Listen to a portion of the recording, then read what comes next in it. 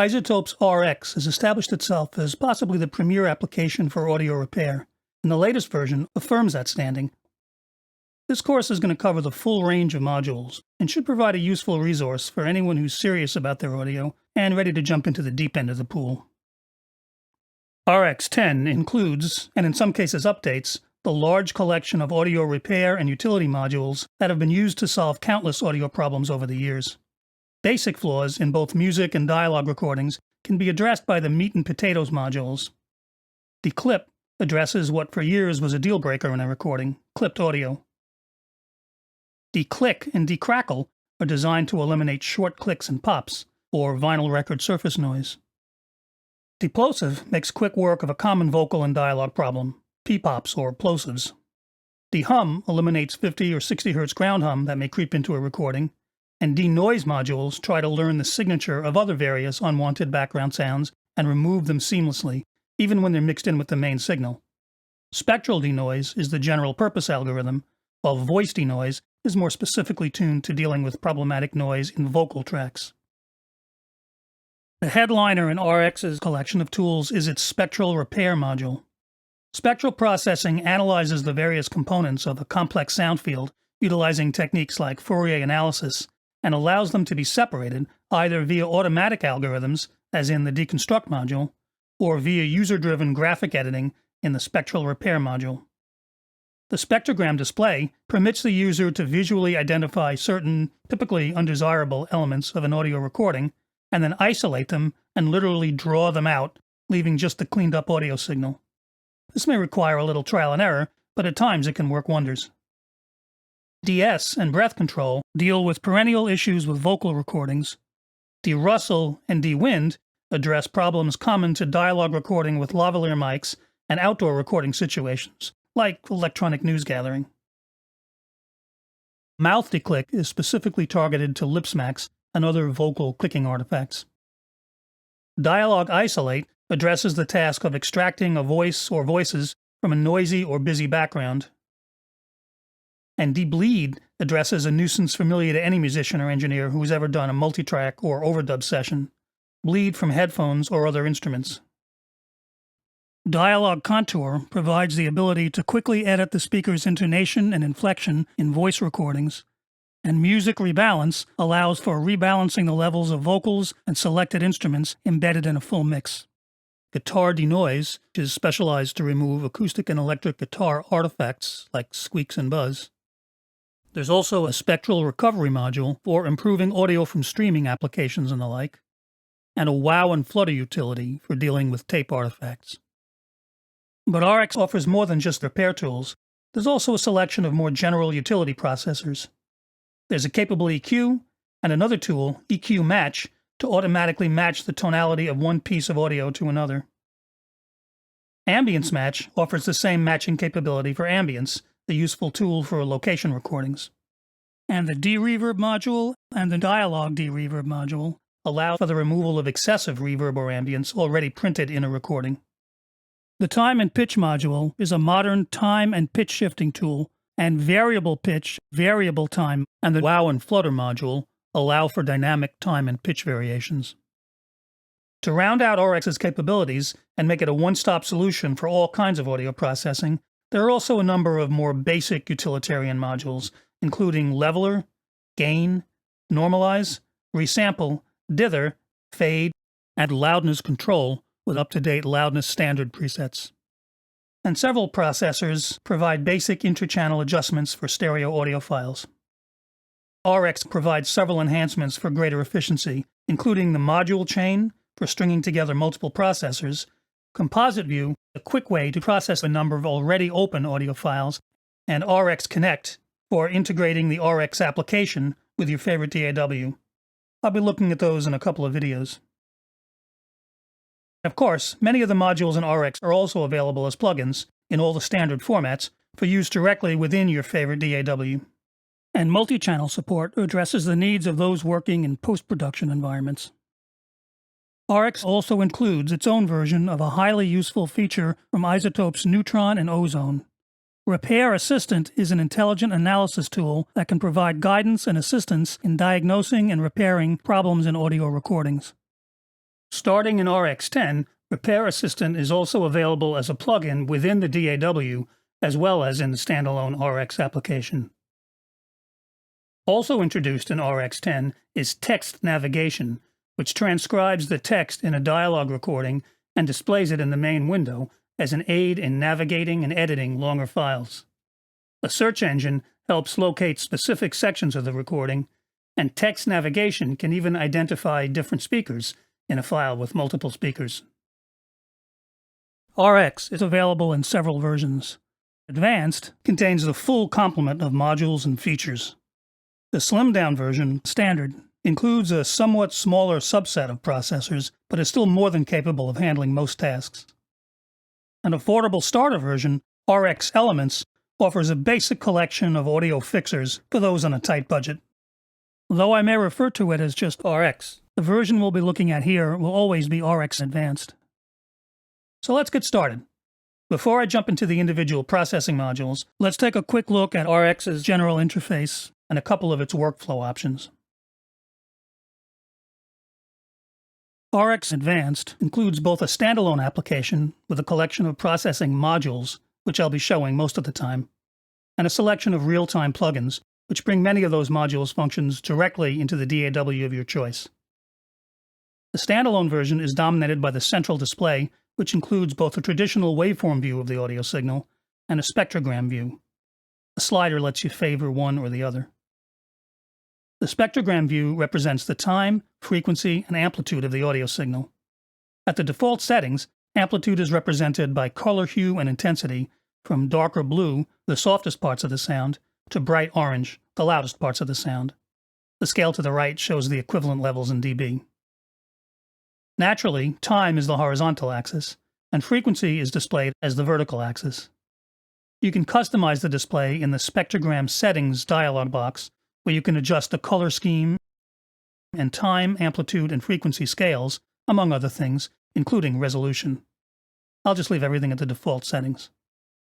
Of course, you can zoom the display in both horizontal and vertical axes, and the vertical zoom is independent for the waveform and spectrogram views.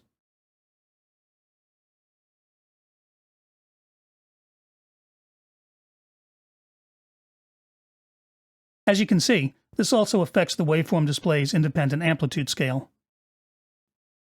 Option-clicking any of these controls will return them to their default settings. Just below the display are a number of additional zoom tools, along with a set of selection tools for manual application of spectral processing.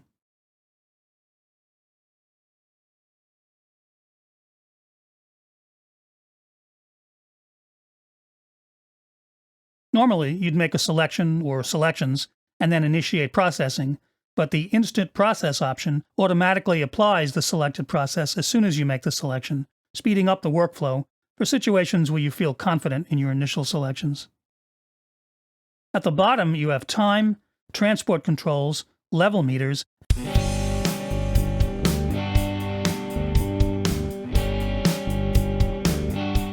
and selection readouts. Above the main display, there's a waveform overview of the entire audio file for easy navigation. It includes a box indicating the section currently visible in the main display. At the very top are tabs for all open files. These can even be processed together, though with some limitations, thanks to composite view, which I'll cover at the end of the course. Finally, on the right is the list of processing modules. This is where you select the modules you want to work with, or set up a module chain for multiprocessing. Each module has its own control panel where you can preview the effect, picked myself up from the pavement, dial up and compare different settings, picked myself up from the pavement, and then, finally, hit render. If you decide to set up a chain, you'd create a chain of processors that you want to apply as a group. Plus adds a new module. You can rearrange them, bypass them individually, and open each one's control panel, all from the module chain window.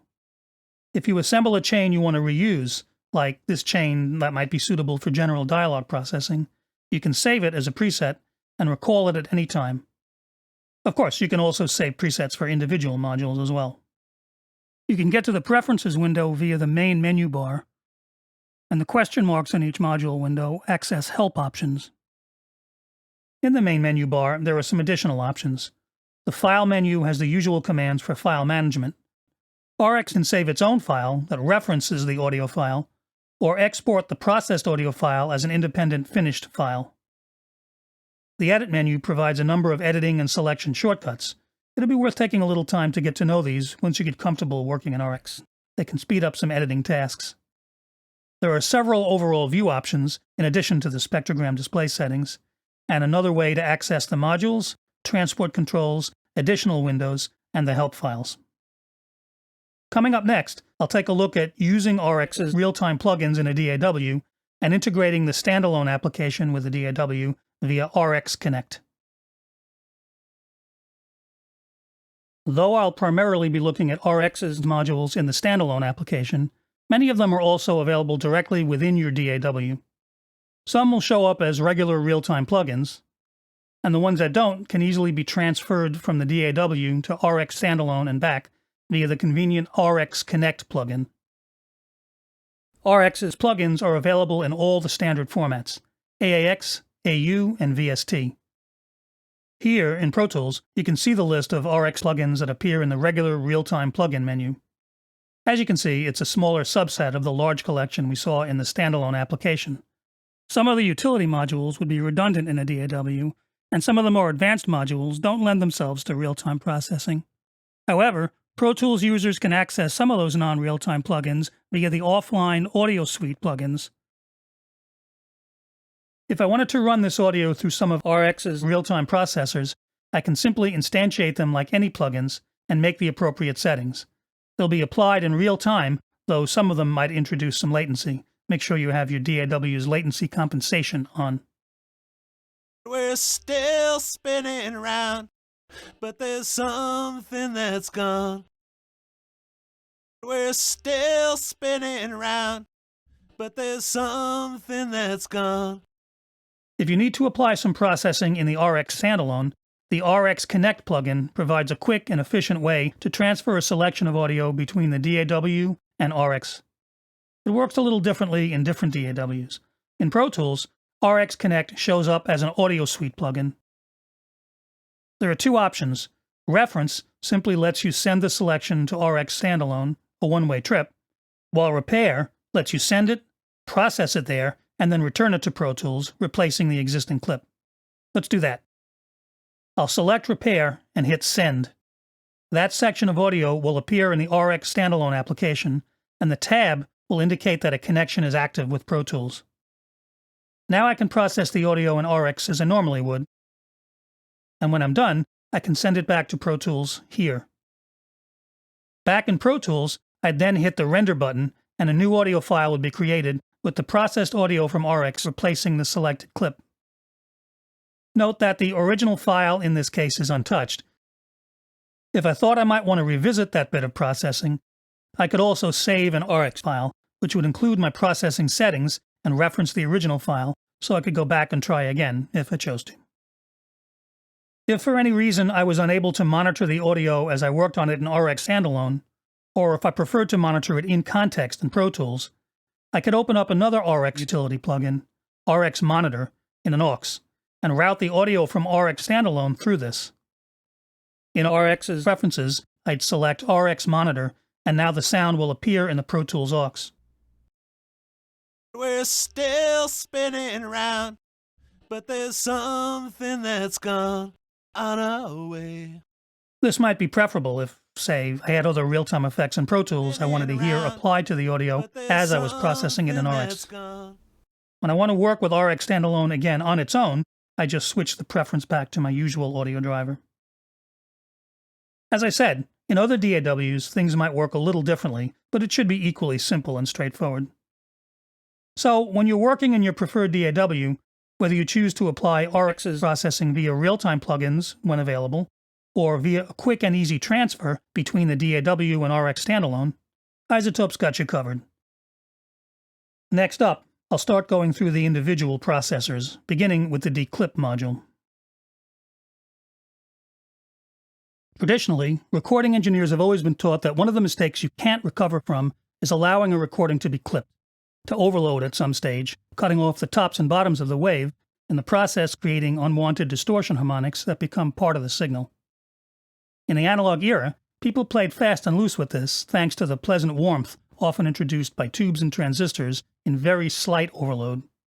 But in the digital era, the unforgiving harshness of analog-to-digital converters clipping renewed the caution that clipping is an unrecoverable error, which, thanks to Murphy's Law, is most likely to happen at the worst possible time, for example, ruining that magical first take that the artist will never be able to repeat. Well, RX's D-Clip module is capable of changing the game. While I'd still strongly advise anyone to studiously avoid clipping, especially digital A-to-D clipping, if it does occur, there may in fact be a remedy, and D-Clip is it.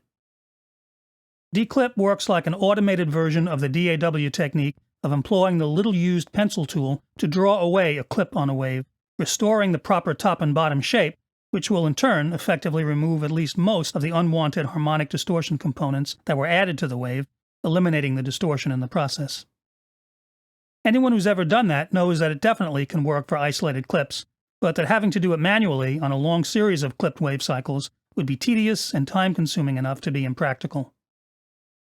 RX's D-Clip module automates this process, however, and that makes it very practical and very often highly effective, not to mention fast and efficient. Here's an audio file, a vocal melody, that was somewhat clipped at the ADC, the analog-to-digital converter. Picked myself up from the pavement once more, and I swore this time that's enough. If I zoom in, you can see the clipped peaks clearly. What you need to do is tell D-Clip which part of the wave it should smooth out. In other words, help it to identify the clipped peaks. To do this, you set a threshold. Lower that threshold to a point just below the clipping point, maybe a dB or so D-Clip knows how much of the wave to process. The Suggest button will try to calculate the most appropriate threshold setting for you, but for this recording I took it down an extra dB. D-Clip offers a quality option, high, medium, or low quality. For most simple clipping, the low quality option should be just fine, but if you preview the processing, an option available in all the modules, and you feel low isn't doing the trick well enough, medium or high should provide better results. I'll use the highest quality processing module. Picked myself up from the pavement once more, and I swore this time that's enough. Picked myself up from the pavement once more, and I swore this time that's enough. Picked myself up from the pavement once more, and I swore this time that's enough. So, on this particular bit of audio, it worked. I exported the declipped wave and brought it back in to another session so you could see the repaired peaks. There are a few other controls in the declip module. The link symbol lets you set the clipping threshold for the top and bottom of the wave in tandem. It's on by default, but if you had a wave with asymmetrical clipping, you could disable it and make those settings independently. Makeup gain is pretty self-explanatory.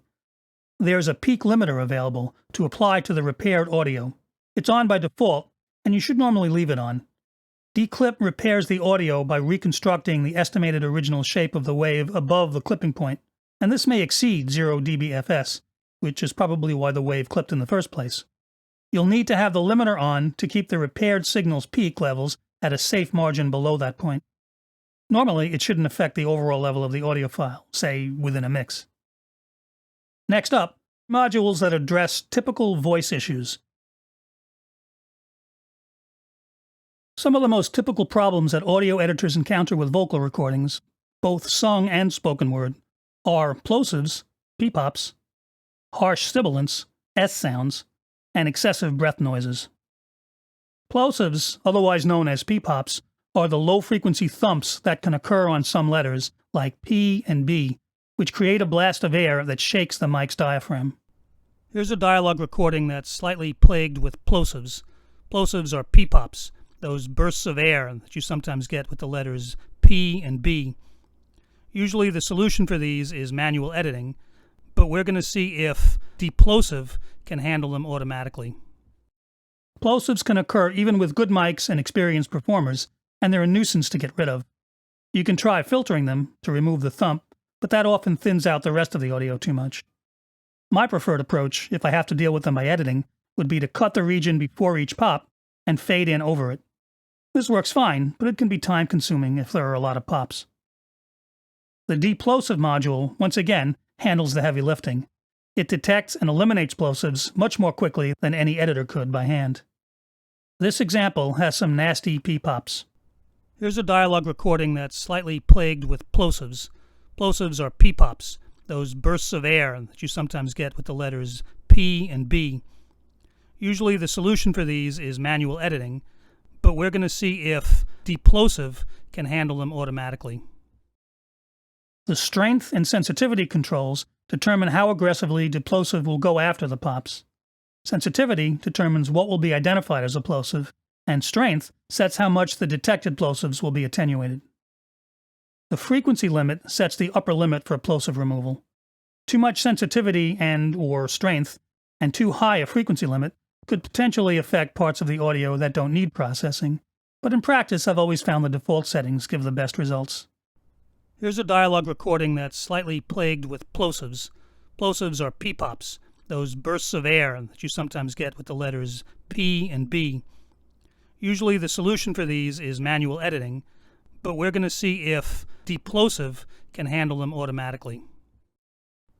Here's a dialogue recording that's slightly plagued with plosives. Plosives are P-pops, those bursts of air that you sometimes get with the letters P and B. Usually the solution for these is manual editing, but we're going to see if deplosive can handle them automatically. Here's a dialogue recording that's slightly plagued with plosives. Plosives are P-pops, those bursts of air that you sometimes get with the letters P and B. Usually the solution for these is manual editing, but we're going to see if deplosive can handle them automatically. Next up, the breath control and DS modules. DS addresses the familiar vocal recording issue of harsh-sounding sibilants, S sounds, the result of excessive energy in the 5 to 7 kHz range that can add an unpleasant edge to both sung and spoken voices whenever S's come along. We're still spinning around, but there's something that's gone on our way. Just as with plosives, this can occur even with good mics and performers. Most DAWs offer dynamics tools to address them, but this module offers potentially more effective processing. The DS module has several controls. Most notable is the option for 2 different operational modes. Classic mode is the more traditional approach. iZotope identifies it as the same de-essing algorithm used in Nectar, their vocal processing plugin. Spectral mode applies spectral techniques to the task of identifying and eliminating excessive S energy for a more sophisticated approach for more problematic situations. The basic controls are threshold and cutoff. They determine what's identified as a sibilant in need of attenuation. Threshold, naturally, sets the level that must be exceeded for a sibilant to be detected, and cutoff determines the frequency above which sibilant energy must be to be identified as such. When the absolute button is enabled, the threshold level is expressed in dBFS. With that button off, the level is relative to the level of the voice itself. We're still spinning around, but there's something that's gone on our way. We're still spinning around, but there's something that's gone on our way.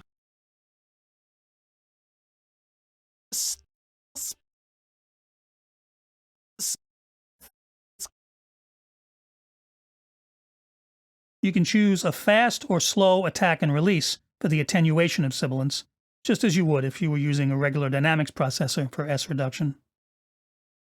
When the spectral algorithm is enabled, 2 more controls become active, which can further fine-tune the processing.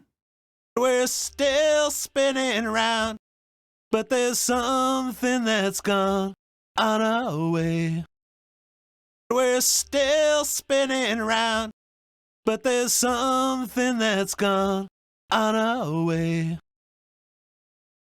We're still spinning around, but there's something that's gone on our way. Breath control addresses excessive breaths between words or phrases. A simpler version of breath control is included in the leveler module, but the breath control module seems to work consistently better, at least on the material I've tried it with, doing a better job of identifying and isolating just breath sounds without affecting other parts of the vocal wave. It's pretty straightforward. The sensitivity slider determines the level above which breath sounds will be processed, and gain sets the amount of gain reduction applied to the detected breaths. We're still spinning around, but there's something that's gone on our way. There's a new flu in town, and the boneyards are full. There is nowhere to crawl for a moment of peace, lucky to have. We're still spinning around, but there's something that's gone on our way. There's a new flu in town, and the boneyards are full. There is nowhere to crawl for a moment of peace, lucky to have. Remember, completely removing breaths can sometimes sound unnatural, so this control might often be set to only lower their level to a certain degree when they're a bit too prominent, still leaving enough breath sound in the track to ensure a more natural speaking or singing character. We're still spinning around, but there's something that's gone on our way. There's a new flu in town, and the boneyards are full. There is nowhere to crawl for a moment of peace, lucky to have. For normal operation, you'd check the gain button, and when you preview or compare the processing, enabling the breaths only box will solo what's being removed or attenuated. This can be useful if you think you may be accidentally attenuating other non-breath parts of the audio. Soloing the processed material will make it clear if non-breath sounds are being affected, and you can then adjust the sensitivity slider to correct for this.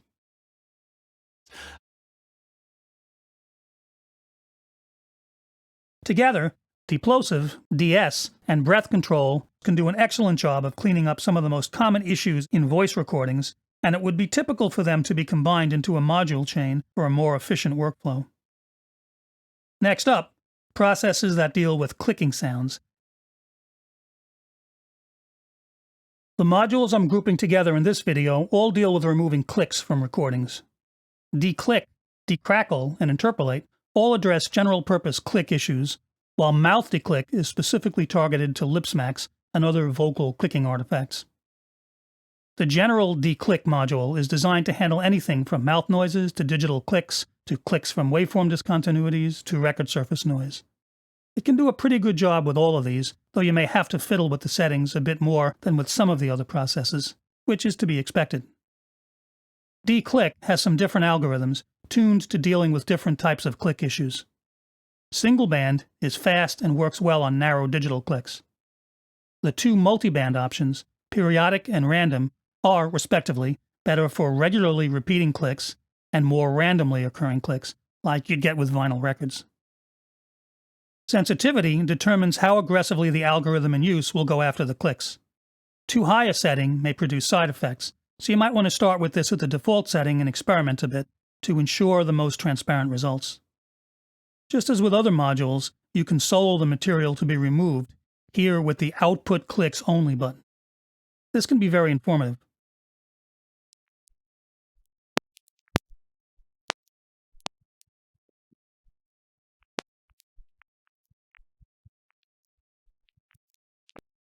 Click widening can increase the area, the time frame, around a click being processed to make for a smoother transition in and out of the removed click.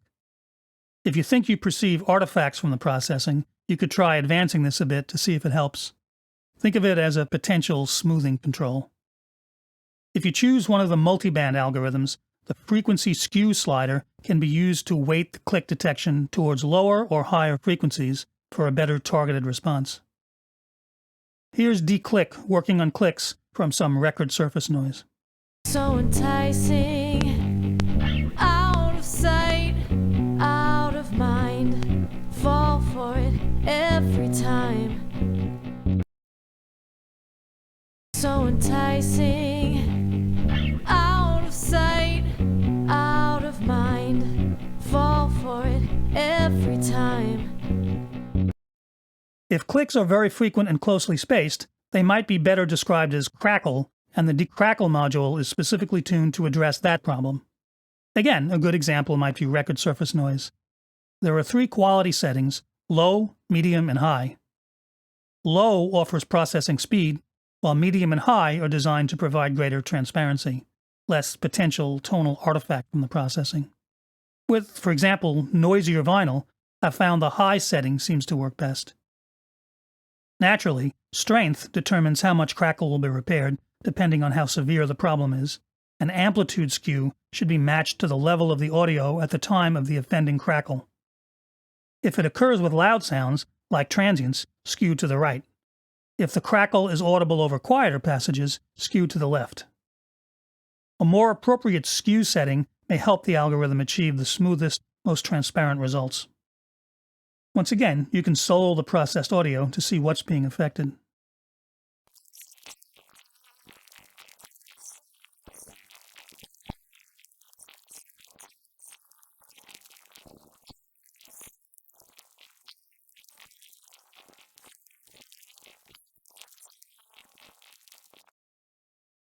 Your seductive promises are always so enticing. Out of sight, out of mind, fall for it every time. Your seductive promises are always so enticing. Out of sight, out of mind, fall for it every time. Interpolate is intended as an automatic version of the pencil drawing technique I mentioned before. You'd use it to remove a single specific click, and its internal algorithm will interpolate from the surrounding audio for a smooth, imperceptible repair. Mouth declick has most of the same controls as the regular general-purpose declick module. Once again, there are controls for setting sensitivity, frequency skew, and click widening. But here there's no choice of algorithms.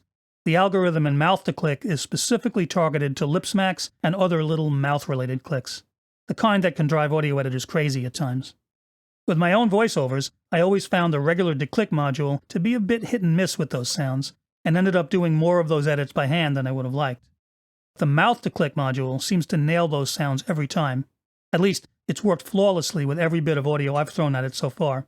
It looks like iZotope has done a good job of targeting the algorithm to the particular task at hand. You can rename these with your own preferred naming or numbering scheme. You can also create a duplicate of the active alternative. Note that the duplicate always pops in on the top lane, and your alternate tracks use different channel strips.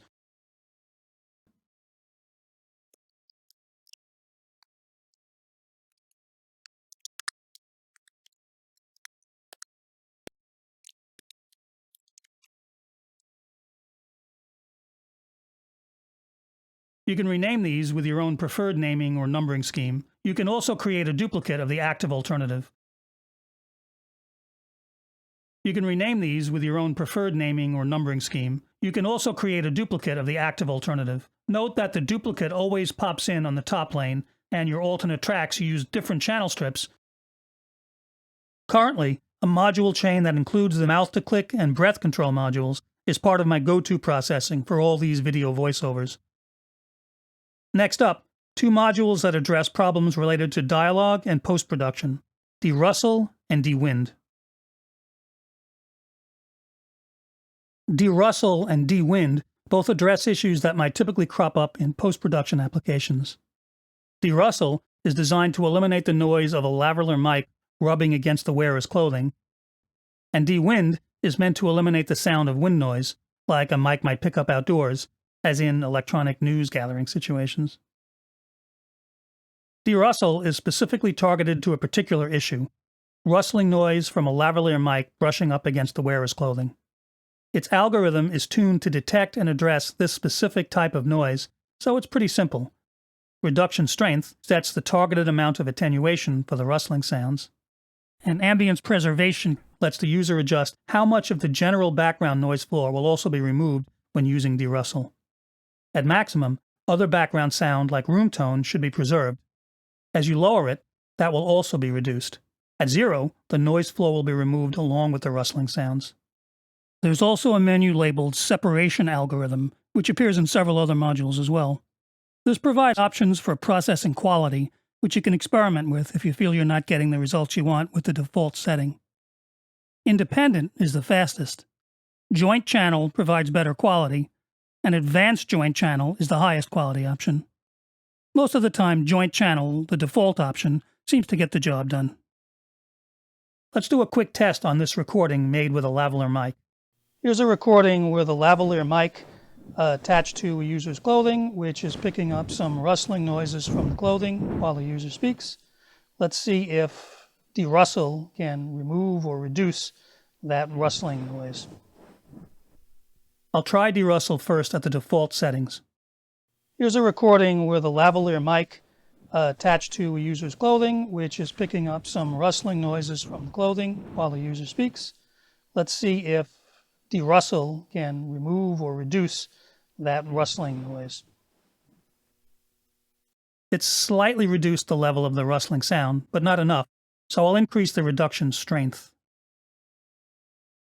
Here's a recording with a lavalier mic attached to a user's clothing, which is picking up some rustling noises from the clothing while the user speaks.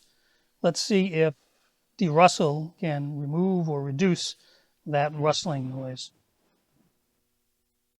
That's better. There's still a little rustling noise remaining, but for most practical purposes, the recording is now cleaned up sufficiently. De-wind looks to do the same thing for wind noise picked up in an outdoor recording. Wind noise is usually a low-frequency rumble picked up when the wind shakes the mic's diaphragm. Obviously, the use of windscreens and other physical protections can forestall this, but when you do end up with a recording that suffers from wind, removing it can be a pain. A simple low-cut filter may cut out too much of the main signal, thinning out voices unacceptably, and selecting and removing it by hand with a tool like spectral repair could be tedious. De-wind's targeted algorithm should make it a lot faster and simpler to address the problem, removing or at least reducing bad wind noise to acceptable background levels. Here's a recording that suffers from pretty bad wind noise. Here's a recording made outdoors. There's a pretty strong wind blowing. Let's see how the de-wind module handles this. Let's try de-wind first with the default settings for all parameters. Here's a recording made outdoors. There's a pretty strong wind blowing. Let's see how the de-wind module handles this. Okay, it reduced the wind slightly, but since the wind in this recording is pretty bad, it'll probably need a more aggressive approach. The reduction slider, naturally, determines how aggressive the algorithm will be in reducing the level of the wind. Higher settings will push it down more, but risk affecting the tone of the voice more as well. Here's a recording made outdoors. There's a pretty strong wind blowing. Let's see how the de-wind module handles this. That's better, but the wind is still a little too present for my taste, and I can hear a little artifact on the voice. The crossover frequency sets the point below which de-wind operates. A lot of wind noises primarily rumble, and when that's the case, lowering the crossover should be able to address it with the least effect on the vocal tone. But in this recording, the wind has a fair bit of mid-range energy as well, so I'm going to raise the crossover to try to get rid of that too. I'd expect that this might impact the vocal tone even more, possibly thinning it out further, so I'll turn to de-wind's fundamental recovery feature. This is intended to help restore the fullness of the voice. I'll crank it. Here's a recording made outdoors. There's a pretty strong wind blowing. Let's see how the de-wind module handles this. That's better, though I still perceive a little artifact on the vocal, so I'll increase artifact smoothing in hopes of minimizing that. Here's a recording made outdoors. There's a pretty strong wind blowing. Let's see how the de-wind module handles this. Here's a recording made outdoors. There's a pretty strong wind blowing. Let's see how the de-wind module handles this. And that helped. Though the wind isn't totally eliminated, this recording was pretty much of a torture test. It's been reduced to a significant degree, and the voice still sounds acceptably full and artifact-free.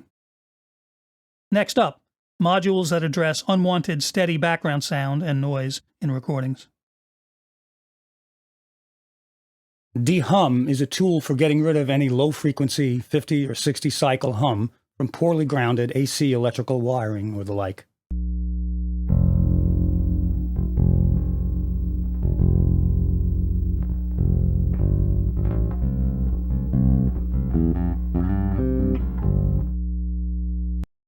In its simplest form, hum should be just a single sine wave frequency, again at either 50 Hz in Europe or 60 Hz in the States, and it should be possible to filter it easily with a notch filter tuned to the correct frequency. In the basic static mode, you can tell de-hum to learn the sound, the frequency of the hum, from an isolated section, and it should then apply the appropriate filtering.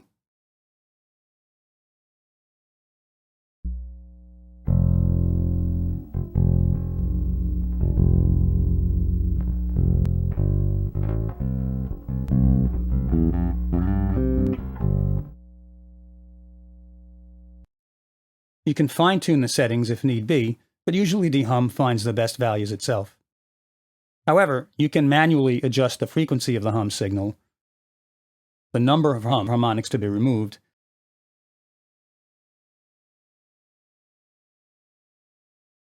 and the bandwidth and slope of those harmonics. The adaptive mode switch is designed to help de-hum work on files where the frequency of the hum might change over time. But very often AC power line signals are dirty and have harmonics, so de-hum's dynamic mode is designed to more easily remove such a buzzier hum signal with multiple harmonics.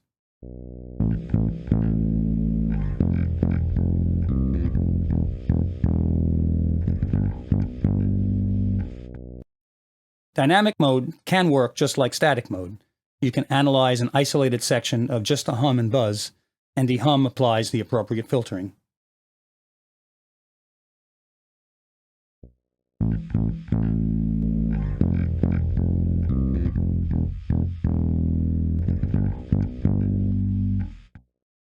In RX10, de-hum added an adaptive mode to the dynamic mode, making it unnecessary to find and analyze an isolated section of the hum and buzz, and helping it to work better with noise of shifting frequencies.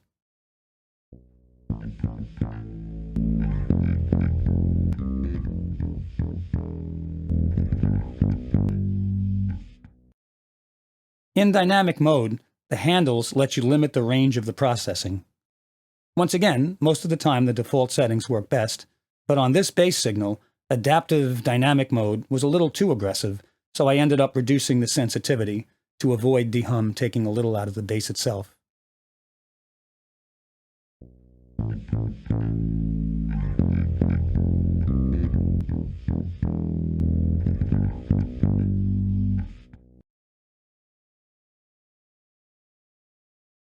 Spectral denoise is a general-purpose tool for getting rid of steady background noise in a recording. Voice denoise does the same thing, but is optimized for dealing with noise in vocal or dialogue recordings. You can think of the denoise process as a kind of noise gate, only this gate will remove noise that's present at the same time as the main signal, under the main signal, instead of only during pauses, like with a traditional dynamics-based gate. To do this, the denoise modules have to build a profile of the noise. That is, they have to get to know what's noise and what isn't, so they can successfully remove the noise while leaving the desired audio intact. Let's look at this in spectral denoise first. The noise profile can be learned automatically, or you can do it manually. Let's try it with this recording that has air conditioning noise in the background, a common problem, especially with project and home studio recordings. Here's an audio recording that was made in a room with an air conditioner running in the background.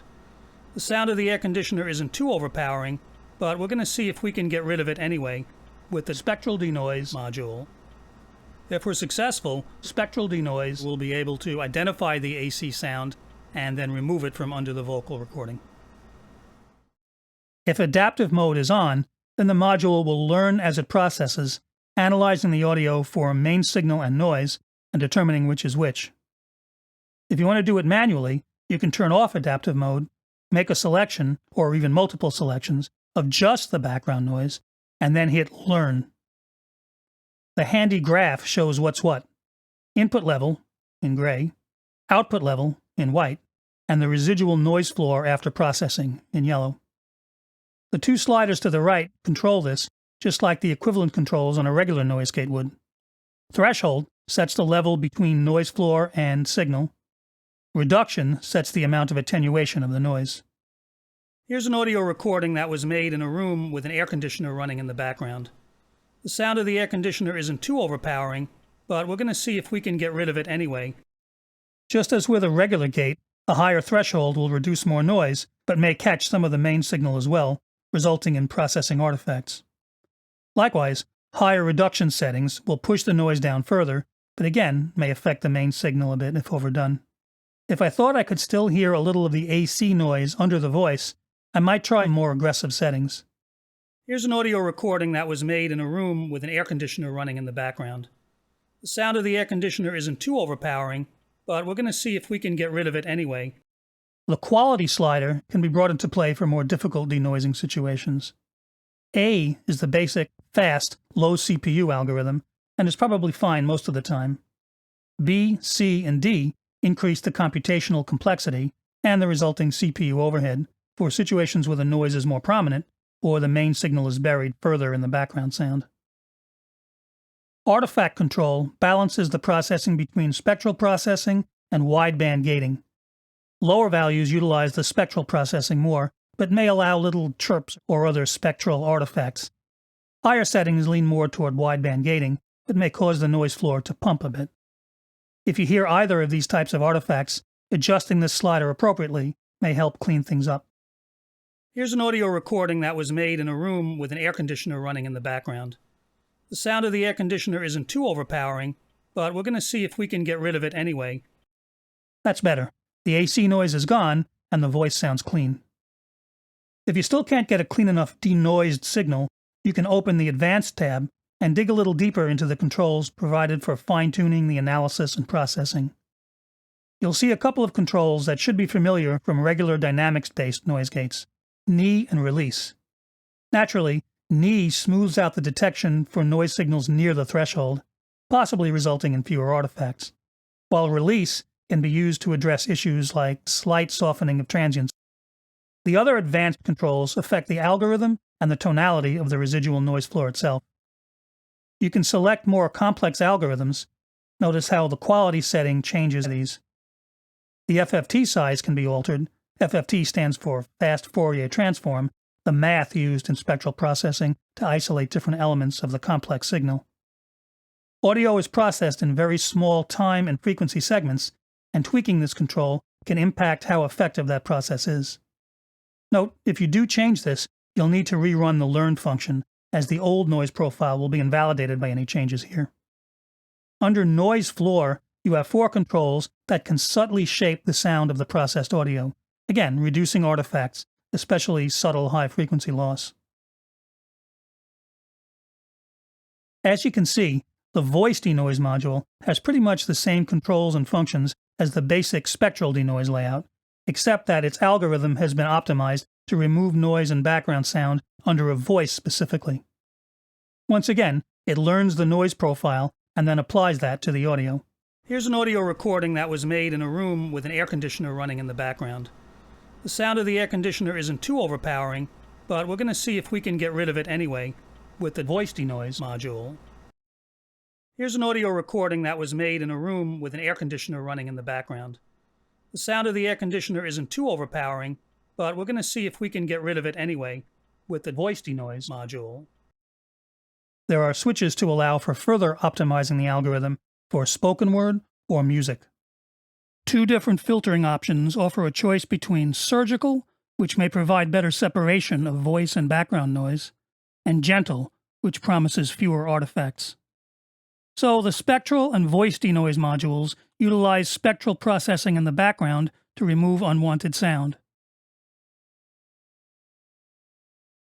Guitar denoise specifically targets the most common types of problem noises found in guitar recordings: amp hum and buzz, finger squeaks, the noises that result from the player's hands sliding up and down the fretboard, and excessive pick noise.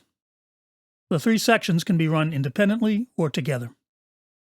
The amp section is sort of like dehum, but tuned for the kind of brighter buzz often produced by amps, especially when the gain is turned up.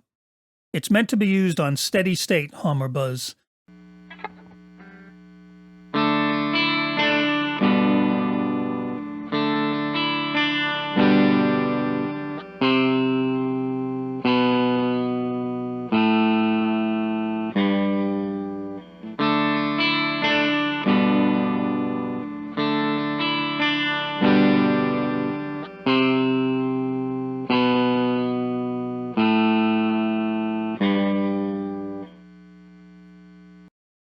The module has to learn what the noise sounds like to be able to identify it in the track.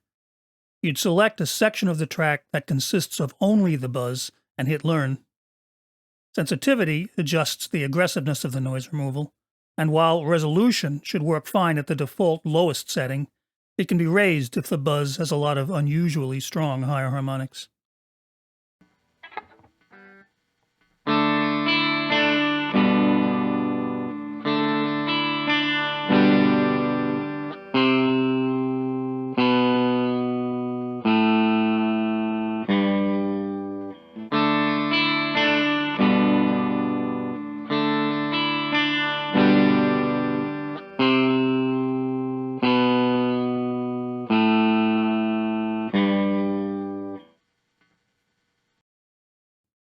The pick section is intended to reduce sharp pick sounds, softening the attacks.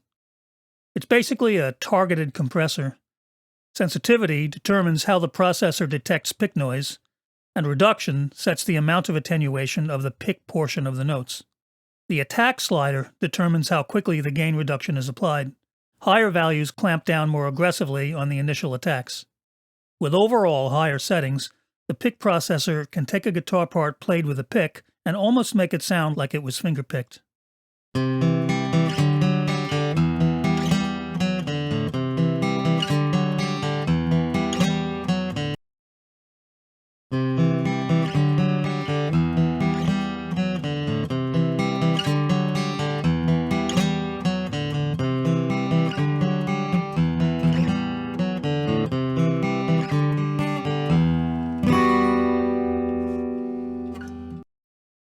Squeak looks to reduce the often intrusive sounds that result from the player's hands sliding up and down the fretboard, especially when the guitar track has had compression applied. Once again, the sensitivity setting determines what's recognized as a squeak. Too low a setting will miss some of the noises, while too high a setting may identify parts of some notes as squeaks and unintentionally attenuate them. Of course, reduction dials up the amount of attenuation. Since squeaks are a normal part of a guitar performance, the best results will probably be achieved by setting reduction to lower the levels of squeaks, rather than by trying to eliminate them altogether. The same strategy often applied to breath noises between phrases in a vocal track. I threw a torture test recording at the squeak section, a nice bright acoustic guitar where the squeaks were overly prominent even when the part was heard in the mix.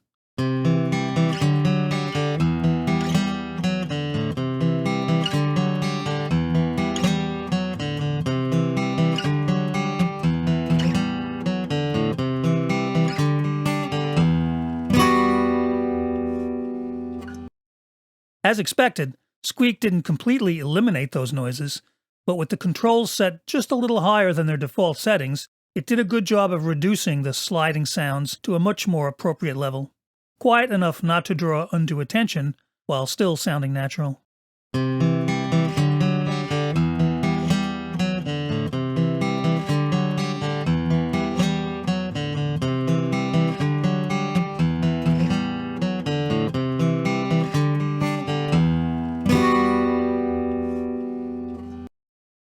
Next up, Another module that deals with a common recording issue, debleed. RX's debleed module addresses the familiar problem of excessive bleed leakage in a recording. Bleed can come from many sources. Headphone bleed is probably the most common for musicians. An acoustic guitar player recording with a metronome click in his headphones, or a vocalist overdubbing her part with a rough mix of the track in the cans. If enough care isn't taken to use suitably closed-back phones and to make sure the performer doesn't take off one ear cup, as singers are likely to do, the engineer can end up with that familiar high-pitched leakage that can at times be audible enough to cause problems. Acoustic bleed is also pretty commonplace when there are multiple players in the same room or between different drums in a multi-mic drum kit. That's not necessarily a problem, but if the bleed is strong enough, it could get in the way when someone wants to, say, add an effect to a snare drum, only there's too much hi-hat in the snare track and it picks up the same effect unintentionally. In post-production, an interview or discussion panel with people on separate mics might suffer some unwanted bleed, potentially enough to impact the sound, which may then require gating or editing, a problem if everybody talks over each other. Debleed is intended to address these kinds of problems. To get it to work effectively, you'll need both the track with the unwanted leakage, the active track as debleed calls it, and the bleed source, the track that contains the primary version of the bleed signal. So, for the acoustic guitar and click scenario, the bleed track would be the click track. For the vocal overdub situation, the bleed track would be a submix of the arrangement, ideally the rough mix that was in use when the vocal was cut. I've imported the two relevant tracks from a song, a vocal overdub with some strong headphone leakage, probably from the singer turning one ear cup around, leaving it open to the air and the mic.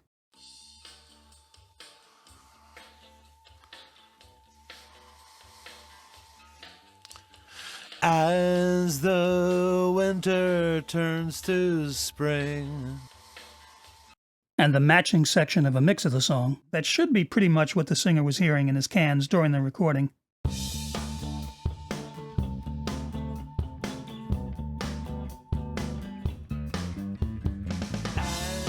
the winter turns to spring. Ideally, this would be exactly what was in the cans. If the unwanted bleed was noticed at the session, it'd be easy enough to use the same rough mix that was just played for the singer. Here I'm reconstructing that rough mix after the fact, but it should be close enough to work. The bleed source track needs to be time-aligned within a few milliseconds to the active track, the one to be processed, to get the most effective bleed reduction. To ensure this, I took the two audio files, the vocal take, which was an overdub that started well into the song, and that same section of the bounced mix, the bleed source, and lined them up in the DAW first, making sure they were in sync, and then bounced that snippet of the mix and dropped the now time-aligned files into RX. Now I can open the debleed module from the module list, and we're ready to proceed. To learn the bleed profile, you have to select the bleed source file here. Debleed then needs to learn the profile of both the active track, the one with the bleed, and the bleed source. Once this is done, then you simply set the bleed reduction strength, and, if necessary, you can add additional artifact smoothing if you hear any watery artifacts.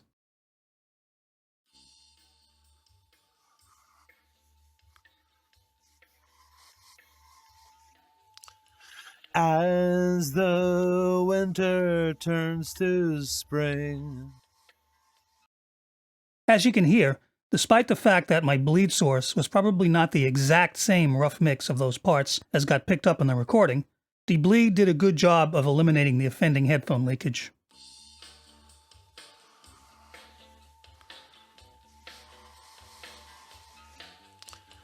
As the winter turns to spring.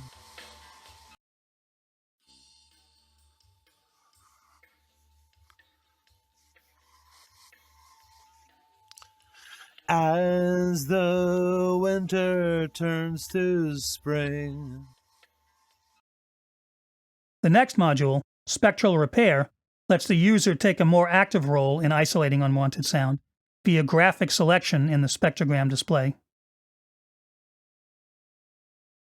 Spectral repair takes the kind of processing we saw in the dehum and denoise clips and ratchets it up considerably. The spectral-based denoise modules use that technology to learn and remove unwanted steady background sound from an audio file. Spectral repair brings user control to the task of identifying more complex components of a complex audio signal and removing them. This module makes use of the main spectrogram display in RX. I briefly went through the spectrogram display and the various tools in video number 2, so if you're skipping around, you might want to review that clip before proceeding. If you can identify a sound visually in the spectrogram, you should be able to select it with the various selection tools and then remove it. And if you've never worked with a spectrogram display before, you might be pleasantly surprised with just how well you can identify different elements with the visuals provided, even when they're embedded in a dense audio sound field. The Spectral Repair module window has 4 tabs: Attenuate, Replace, Pattern, and Partials plus Noise. Each of these analyzes the selected part of the spectrogram and the surrounding audio, and attempts to remove the offending sound using the nearby audio as a guideline. Attenuate is the simplest and fastest approach. It reduces the level of the unwanted audio by modifying it to be more similar to the surrounding wave. Replace interpolates data from the surrounding audio and uses it to completely replace the selected sections. Pattern tries to identify patterns in the surrounding audio and use them to interpolate replacement data. And Partials plus Noise basically does what Replace does, but also takes into account the harmonic structure to interpolate the replacement data. Each of these is more CPU intensive than Attenuate. Aside from those general guidelines, you'll have to use a little trial and error to determine which will work best with a particular audio file. Normally, I'd start with the simplest, Attenuate, and if I don't get the results I'm looking for after a little experimentation, I'd move on to the others, trying each one initially at the default settings, and then tweaking the various controls to fine-tune the results. As you can see, each of the modes has similar controls. Attenuate has a strength slider, which naturally sets the degree of attenuation of the selected material to be removed. Most of the modes have a surrounding region length slider, which determines how much of the audio surrounding your selections will be used for interpolation to fill in the processed area where the offending sound was attenuated or removed. Depending on what the audio is doing, you could tweak this to make sure a suitable amount of surrounding audio is used without catching any unsuitable sound. Before-after weighting weights this process to more heavily depend on the area of the wave either before or after the selected section. Again, you could tweak this to favor the most appropriate portion of the surrounding audio, possibly improving the resulting sound. You can choose the number of frequency bands used in processing. More is not necessarily better. Smaller values are more suitable for removing shorter sounds. There's also an option for multi-resolution. I found that this often provides smoother results, but with all of these controls, it's always going to be dependent on the particular audio signal you're working on, so a fair bit of experimentation will always be needed for the best results. The other critical aspect of the process is to be sure to make a good selection or selections. Try to identify the areas that correspond to the offending part of the sound as carefully as possible, and then try to limit your selection to just those areas as closely as you can. I usually prefer the lasso tool, but whatever gets the job done. Let's look at a couple of examples. I'll pick up there in the next clip. This first audio file is a voiceover recording that picked up the sound of a siren going by outside. Here's a voice recording that picked up the sound of a siren going by. We're going to see if we can manage to remove that sound by using RX Spectral Repair module to identify the background sound and then graphically draw it out of the recording, leaving a clean vocal track. In this case, you can easily identify the siren in the spectrogram display. With the channels linked, I'll carefully select it by drawing with the lasso tool.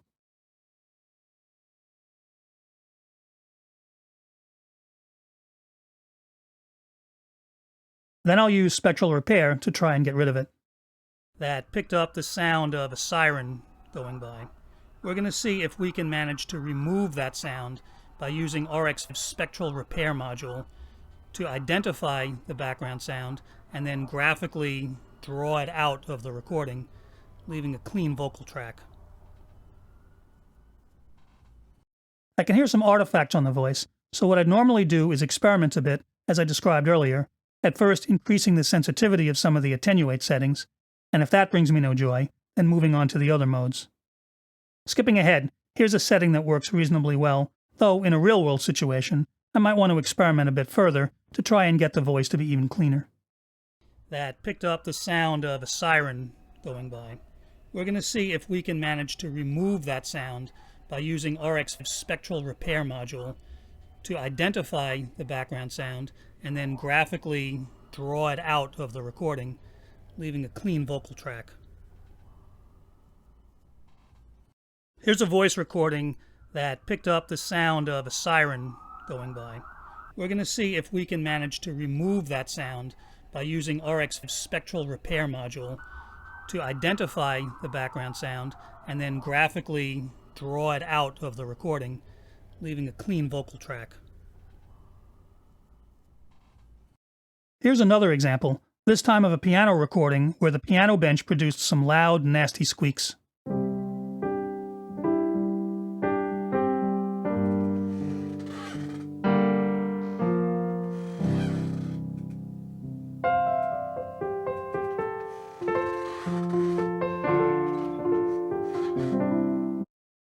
This should be a little tougher, since the harmonic content of the piano is very rich, and tonal artifacts will be easily noticed.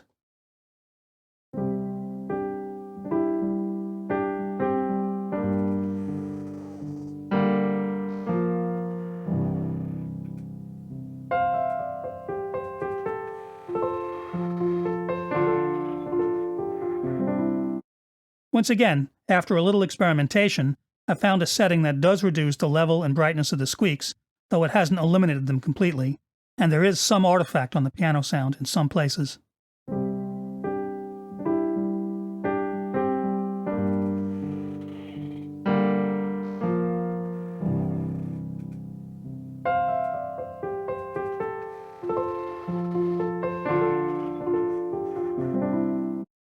As before, I'd continue to tweak it for a real project, processing the audio in sections until I was sure I'd achieved the best results possible.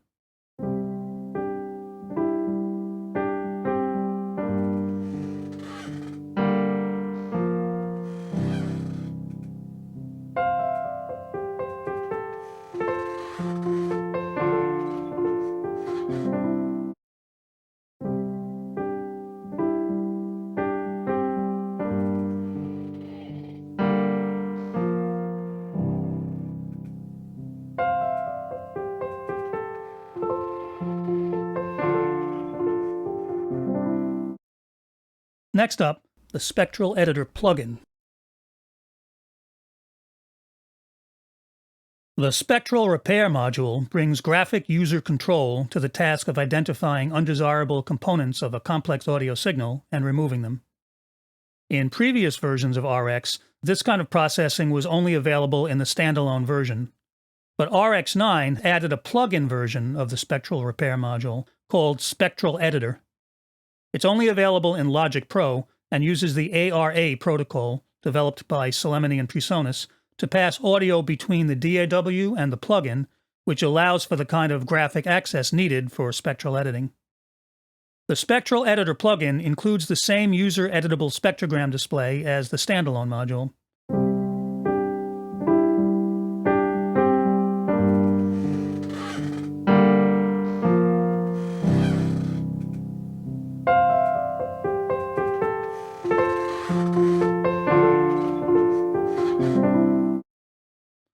Two of the Spectral Repair module's 4 modes are included: Attenuate and Replace.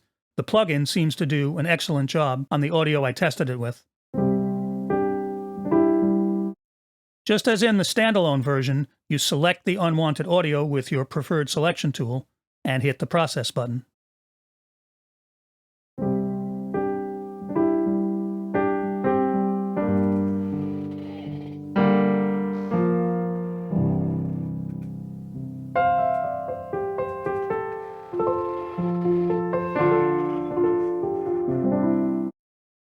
A click on the tab at the lower right opens a control panel. If necessary, the processing can be tweaked with the available controls, which are some of the same controls as in the standalone module.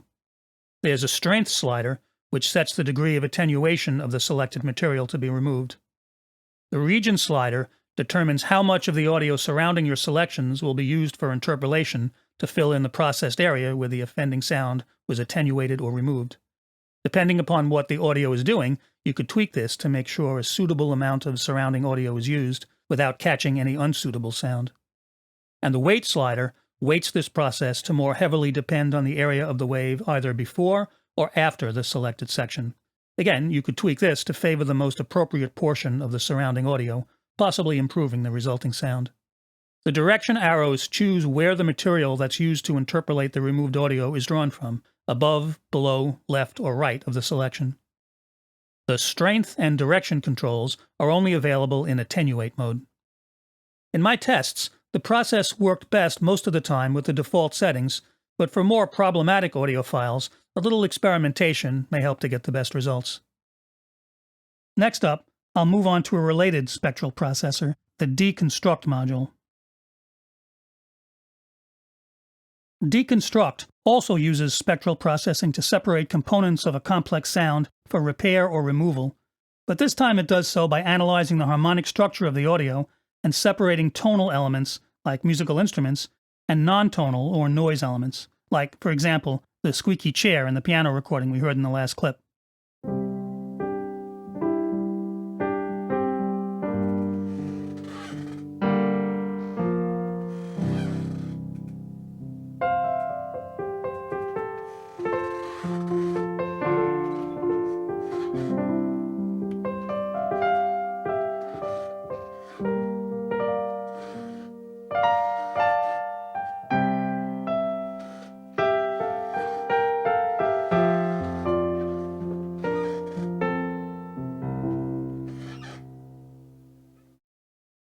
Since Deconstruct analyzes the harmonic structure of the audio, you don't have to make such a precise selection as with the spectral repair module.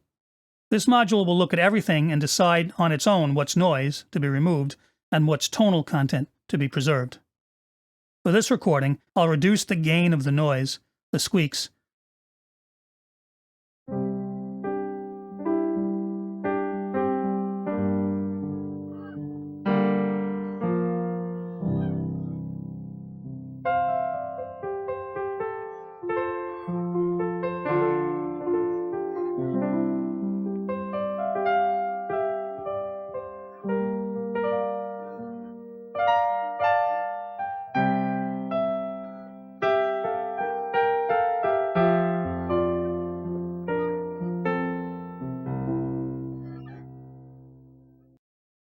You can tweak the settings to help Deconstruct separate the tonal and noise elements. The tonal noisy balance slider pushes Deconstruct to weighting more of one aspect or the other. To enhance the separation, I'll set it more toward noisy, though that might pull a little of the piano into that category and affect the instrument's tone. Use artifact smoothing to try to forestall any possible artifacts in the musical part of the audio.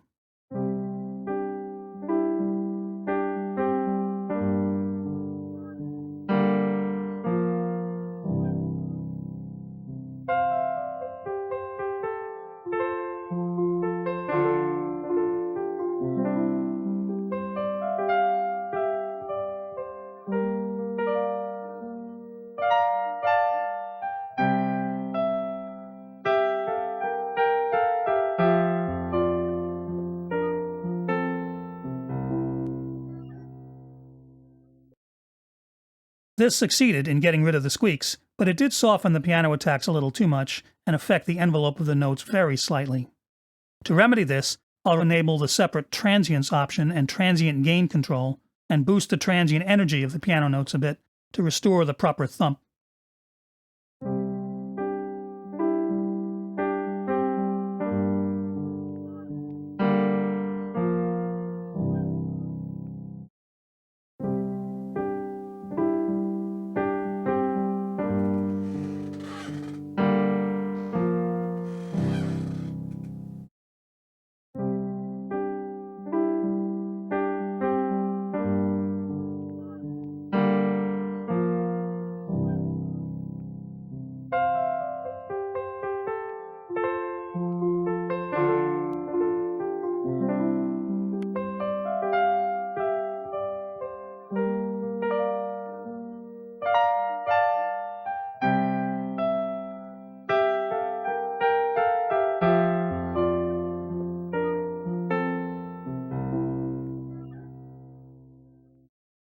Now the piano sounds right, and the piano bench squeaks are gone.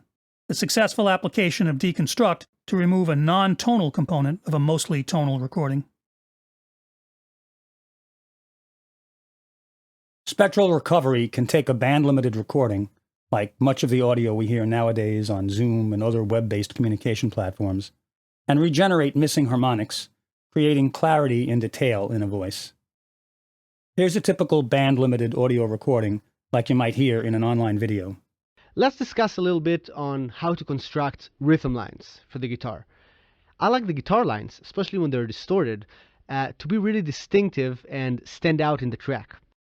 As you can hear, it's slightly lacking in top end and sounds a little muffled. You can see the lack of highs in the spectral display. Spectral recovery should be able to give it a little subtle help. Clicking the Learn function will analyze the audio and determine what's missing from the spectrum. Spectral recovery will then synthesize the missing harmonics and overtones and add them to the recording. Let's discuss a little bit on how to construct rhythm lines for the guitar.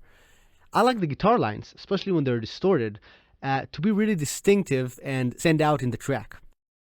If you use the Compare button, you'll see the result as well as hear it. Let's discuss a little bit on how to construct rhythm lines for the guitar. I like the guitar lines, especially when they're distorted, to be really distinctive and stand out in the track. The latest version of spectral recovery can also synthesize missing lower harmonics or signals lacking in the lower frequencies as well. Here's an example. Let's discuss a little bit on how to construct rhythm lines for the guitar. I like the guitar lines, especially when they're distorted, to be really distinctive and stand out in the track. Once again, Learn determines what's missing and adds in the appropriate harmonic and spectral content. Let's discuss a little bit on how to construct rhythm lines for the guitar. I like the guitar lines, especially when they're distorted, to be really distinctive and stand out in the track. Let's discuss a little bit on how to construct rhythm lines for the guitar. I like the guitar lines, especially when they're distorted, to be really distinctive and stand out in the track. To fine-tune the results, you can adjust the two handles. Each determines the frequency above or below which there is missing spectral content. Raising the low frequency handle tells spectral recovery to more aggressively synthesize any missing low end, while lowering the high frequency handle does the same for a missing high end. The gain sliders adjust the strength of the synthesized audio, in case it's a little too weak or too strong, as per the default analysis.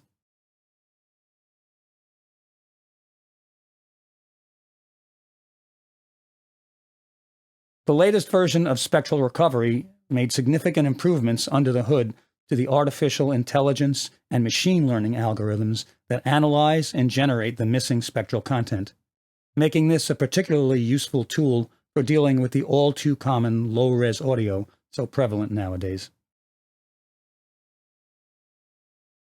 Dialogue Isolate, to quote iZotope, uses an algorithm born of machine learning techniques that have trained it to identify dialogue and noise floor distinctly from one another. It then provides you with the opportunity to boost or attenuate either. So the idea is that you can isolate, or partially isolate, the dialogue in a recording that also includes music or other irregular background sound, and then you can choose to reduce the level of the background, emphasizing the dialogue, or the opposite, reduce the level of the dialogue, emphasizing the music or background sound. Now, Dialogue Isolate will not always be able to completely remove the background or dialogue seamlessly. You can push it towards that, but with more problematic audio, you may end up with some noticeable artifacts in the remaining part of the signal. But you can effectively separate dialogue and background enough to greatly improve intelligibility and push the unwanted sound far enough back that it no longer serves as a distraction. A new algorithm introduced in RX9 is noticeably more effective at isolating the dialogue. The module has gain sliders for the dialogue and the noise, and a control labeled sensitivity. The first two, of course, set the target level for the dialogue component and the background sound. You'd simply lower the one you want to eliminate or de-emphasize. Sensitivity affects the algorithm that identifies and isolates the dialogue component.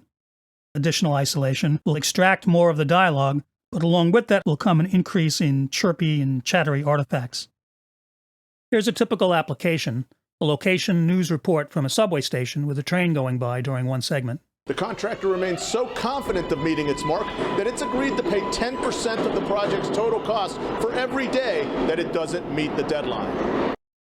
In previous versions, even if you set the noise gain to maximum reduction and bumped up the level of the dialogue, you wouldn't be able to completely get rid of that noise, at least not without a lot of artifacts on the voice. The contractor remains so confident of meeting its mark that it's agreed to pay 10% of the project's total cost for every day that it doesn't meet the deadline. But if you shot for a more reasonable reduction in train noise, you could improve intelligibility quite a bit and greatly reduce the distraction factor of the noisy background. The contractor remains so confident of meeting its mark that it's agreed to pay 10% of the project's total cost for every day that it doesn't meet the deadline. The latest algorithm, introduced in RX9, enjoys greater success with this particular audio. The contractor remains so confident of meeting its mark that it's agreed to pay 10% of the project's total cost for every day that it doesn't meet the deadline. As you can hear, the background noise has been much more effectively removed. There's still a small amount of artifact here and there, but it's reduced considerably. And if the isolated voice was heard on top of another new background, any artifact would be effectively inaudible. Here's an audio file that could be considered a torture test. The background sound is mostly voices, more difficult for dialogue isolate to separate from the foreground voices, especially since the background voices are almost as loud as the foreground voices. Saying, you have got a book there. You do, right. Yeah, and he said, this is the name of a publisher, and he gave me name and address, and I sent it to them, and the next day they emailed me and said we want it. With the previous version, I was able to drop the background by up to 20 dB, bringing the main dialogue way forward and making for a much cleaner exchange. Now, even the latest algorithm can't completely eliminate the background voices in this torture test. If I try to really cut out the background, I get plenty of chirps and whispers. But if I just push the background voices down, I'm able to drop the background by 40 dB, bringing the main dialogue way forward and making for a much cleaner exchange. The ambience preservation option can help to smooth out any remaining background sound. Saying, you have got a book there. You do, right. Yeah, and he said, this is the name of a publisher, and he gave me name and address, and I sent it to them, and the next day they emailed me and said we want it.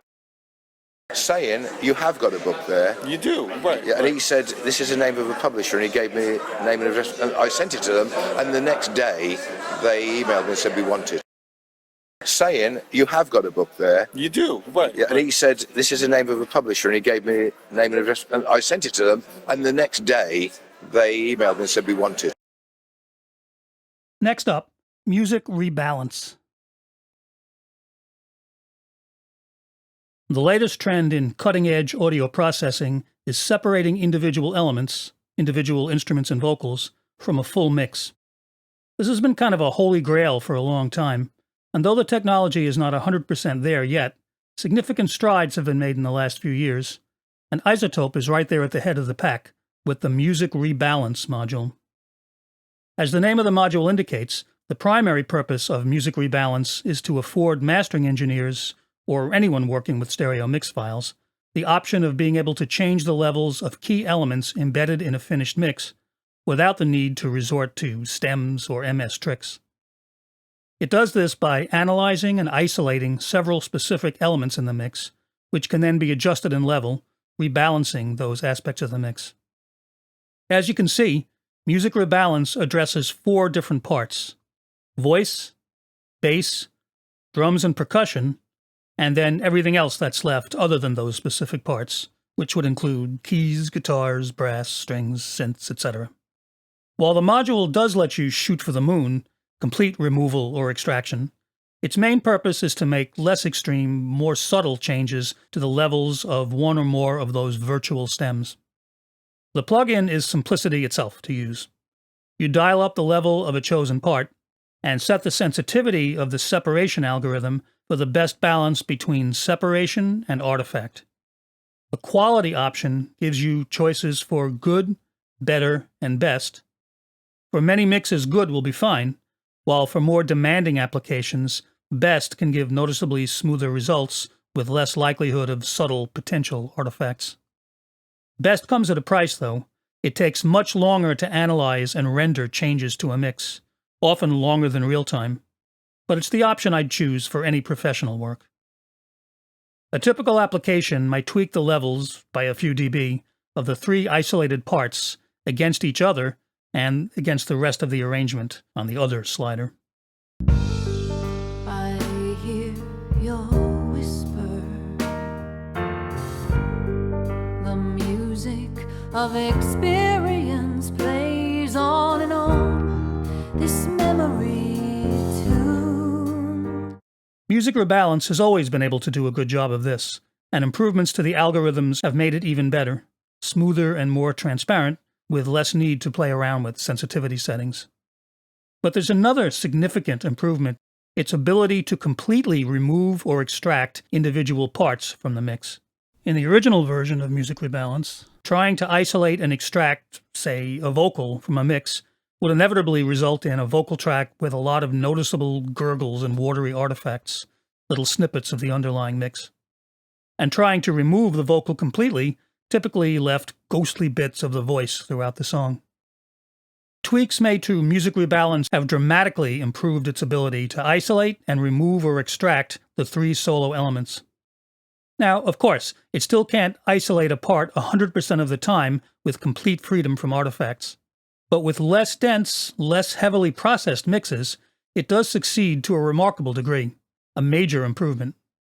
And even with busier, more difficult mixes, where there might be some audible artifacts when an extracted part is heard in isolation, often that same part will sound just fine if blended into another arrangement along with other tracks. Here are a few examples. I bounced out a couple of snippets from a basic mix with a relatively open, sparse musical arrangement. The second snippet is the same instrumentation as the first, but with an added electric guitar part. I hear your whisper, the music of experience plays on and on, this memory tune.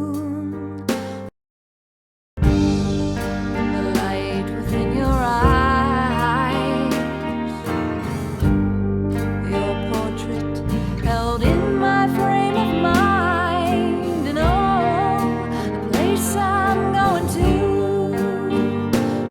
Here's how Music Rebalance did with the first snippet, extracting and removing the lead vocal.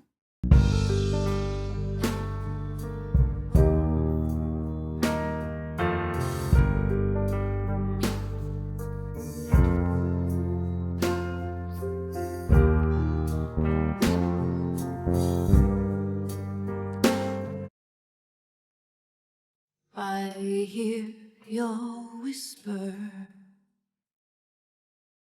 the music of experience plays on and on, this memory tune. As you can hear, with this mix the isolation is almost complete. Here are the same operations on the drums.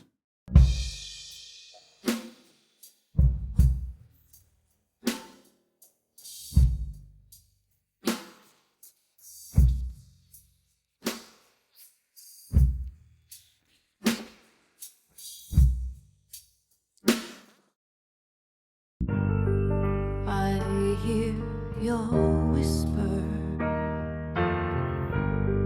the music of experience plays on and on, this memory tune.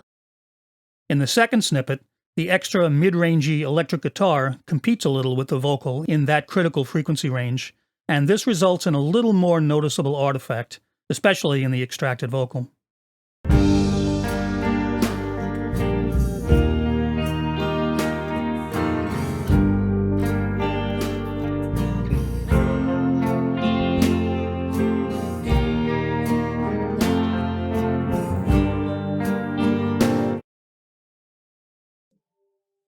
The light within your eyes, your portrait held in my frame of mind, and oh, a place I'm going to.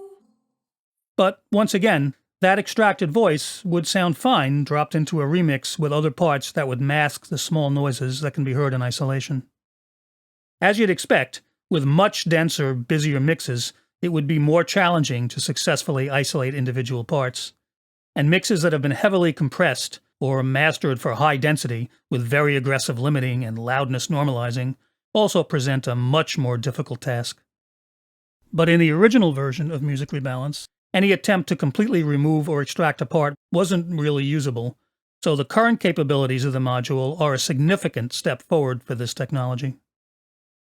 Next up, two modules that address recordings with too much reverb or ambience: de-reverb and dialogue de-reverb. De-reverb, as you'd expect, is designed to remove excessive reverb or ambience already printed in a recording. Here's an overly ambient guitar part recorded in a very wet room with a mic at some distance from the amp.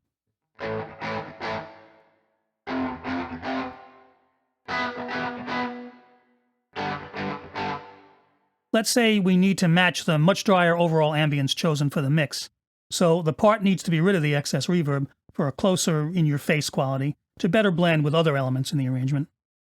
De-reverb can be run initially as an automatic process, and then the results fine-tuned with the various controls. The de-reverb algorithm needs to learn the sonic signature of the reverb. iZotope recommends around a 5-second selection for analysis, including an area of first just room tone and then the main sound, to help de-reverb distinguish between the two.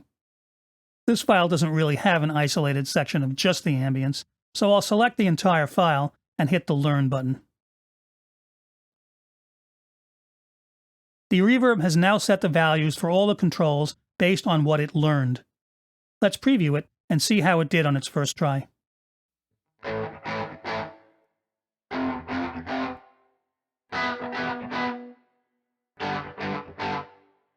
Well, it's successfully removing most of the reverb, but there's still a little artifact. Let's see if we can clean that up a bit by slightly changing a few settings. Since I heard a little artifact, I'll tweak the artifact smoothing value, though it's already almost at the top. The reduction knob determines how aggressively the module will go about removing the reverb. It's a trade-off between how dry you can make the recording versus the possibility of there being some noticeable artifacts on the main signal itself. This should eliminate reverb sufficiently. The reverb profile is de-reverb's calculation of the tonal character of the reverb. Increasing the tail length value will consistently make de-reverb more aggressive in removing what may be left of the reverb tail at the end of each phrase, which can make the resulting sound a little drier. If I increase one or two of the sliders for a particular frequency range, de-reverb will be more aggressive, removing reverb in that frequency range.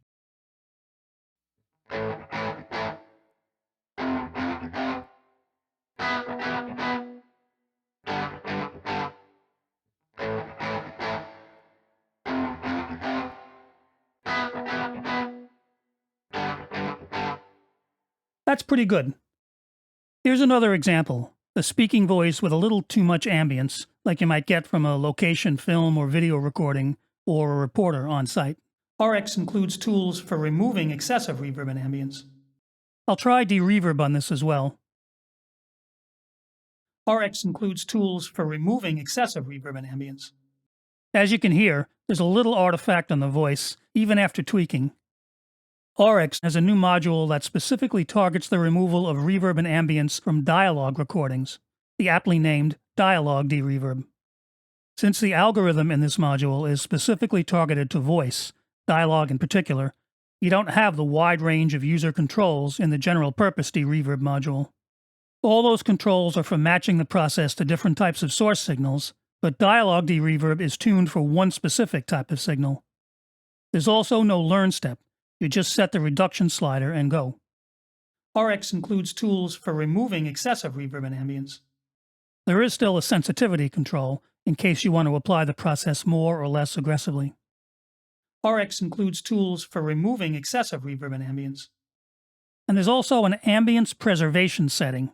That might seem a little odd in a de-reverb module, but here the ambience being preserved refers to general ambient background sound, not the reverb-type ambience that the module is removing. If the processing seems to take out a little too much from any background sound other than reverb, ambience preservation can be dialed up to restore it. RX includes tools for removing excessive reverb and ambience. RX includes tools for removing excessive reverb and ambience. RX includes tools for removing excessive reverb and ambience. Dialogue de-reverb seems to do its best work with the kind of reverb and ambience you'd normally expect to find in dialogue recordings. Short, small room tone rather than big billowy reverb. And it deals with it quickly, without the need to spend as much time optimizing settings as with the general purpose de-reverb module. A nice improvement in efficiency in appropriate situations. Next, ambience match. Ambience match can address the need to match the sound of ambience in one recording to the sound of ambience in another, or to match the continuous background room tone in, say, a dialogue recording, and add it to edited sections where the room tone is missing or drops out occasionally, distracting the listener. The first scenario might happen in post-production, when dialogue recorded on location, say, is replaced or looped later in production, and the studio dry replacement audio needs to match the ambient character of the original location sound to fit in seamlessly. It could also occur when a live recording of a band or artist in concert is supplemented later with additional studio recording to fix obvious mistakes or to enhance the live performance. The new material may need to reasonably match the live ambience of the concert tracks. The other scenario, inconsistent room tone, is typical in any dialogue recording that's been edited. Edits often result in dropouts in the otherwise continuous background room tone, and that can be subliminally distracting to listeners, consciously or unconsciously, who are conditioned to register the sudden dropout of normal room ambience as a subliminal signal that the recording or the program is over.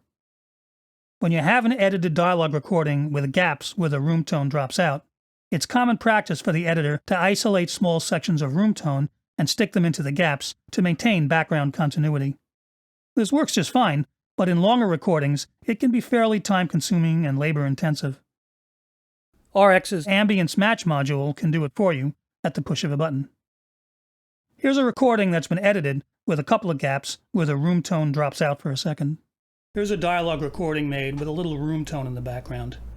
If edits are made to this recording, they may leave gaps in that background room tone. But we're going to see if ambience match can do that for us. Again, just like when we're removing background sound, we have to learn the room tone's sonic signature. I'll select a short section with just room tone, and I'll tell ambience match to learn it. Once it's learned the room tone, ambience match can insert it into any gaps as needed, making quick work of an otherwise tedious part of the editing session. Here's a dialogue recording made with a little room tone in the background. If edits are made to this recording, they may leave gaps in that background room tone. But we're going to see if ambience match can do that for us. Here's a dialogue recording made with a little room tone in the background. If edits are made to this recording, they may leave gaps in that background room tone. But we're going to see if ambience match can do that for us. Here's a dialogue recording made with a little room tone in the background. If edits are made to this recording, they may leave gaps in that background room tone. But we're going to see if ambience match can do that for us. RX9 introduced complex mode to ambient match. The original mode is retained as static mode.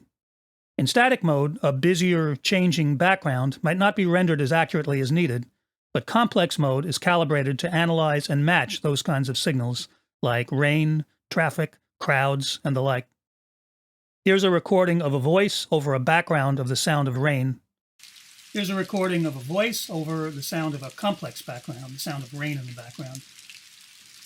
Now, if this recording were edited, and it ended up leaving gaps in the voice where the background dropped out occasionally, that would be very noticeable. The new complex mode in ambience match should be able to handle that. In complex mode, ambience match can learn the busier, more complex sound of the rain and effectively apply it when needed without turning the rain into a more static wash. Here's a recording of a voice over the sound of a complex background, the sound of rain in the background.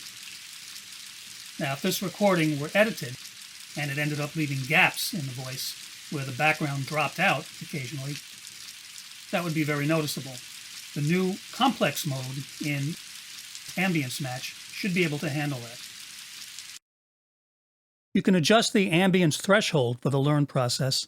And once again, while the automatic settings generated by the Learn button usually work well, If you want to tweak the results, you can set the gain of the generated ambient signal and dial up a desired degree of movement and randomness in the generated ambience that could make it less static and more natural sounding, which is the whole point of complex mode. Soloing the generated ambient signal can help, making it more obvious if, say, something like a greater degree of randomness might be needed.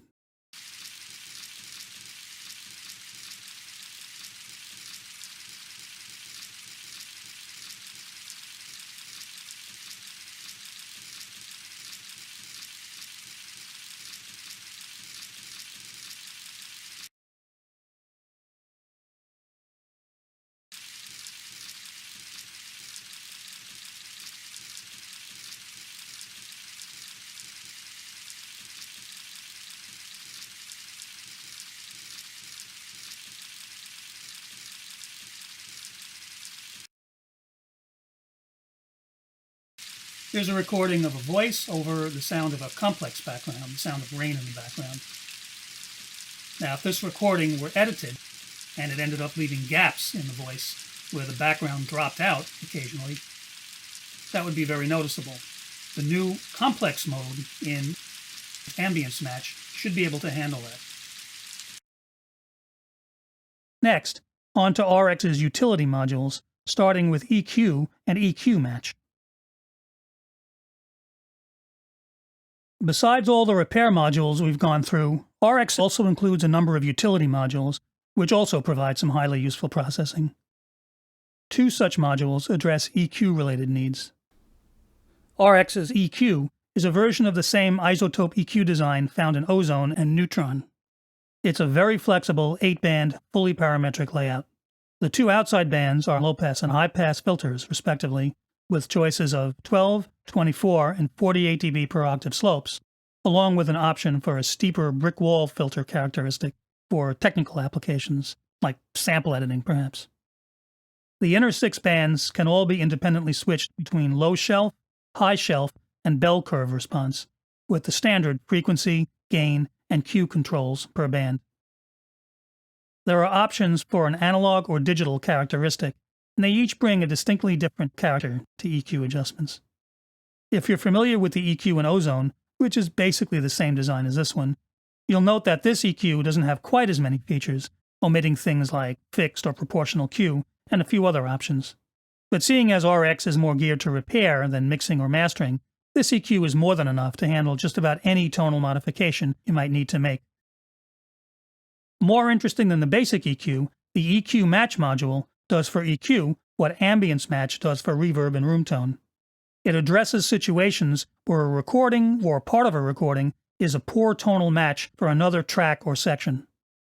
With music, this could happen with a comp track made from several takes, where the player's tone changed just a little from take to take, like a guitarist who constantly fiddles with his amp settings, changing the tone just enough to be noticeable when the finished comp shifts between takes.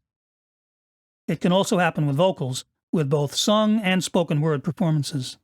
The vocalist may have moved around a bit too much on mic, or his tone changed a bit over the course of the tracking session, and again, the finished comp reveals the poor tonal match from section to section. For whatever reason, you find yourself looking at a track where some lines stick out with a clearly different tonal character than the rest. Trying to match the tone of those outliers to the tone of the rest of the track by ear with EQ can be a fairly tedious, not always fruitful exercise.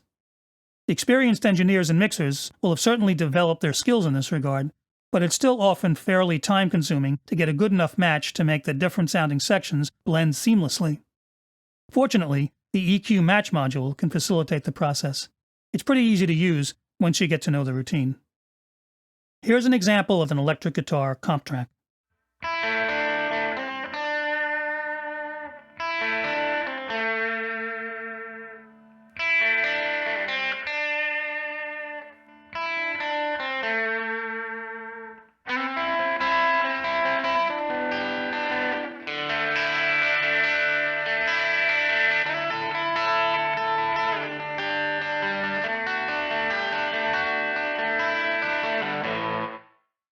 You can hear the sections where the tone from one or more of the takes used to construct the comp is a poor tonal match for the rest of the audio on the track.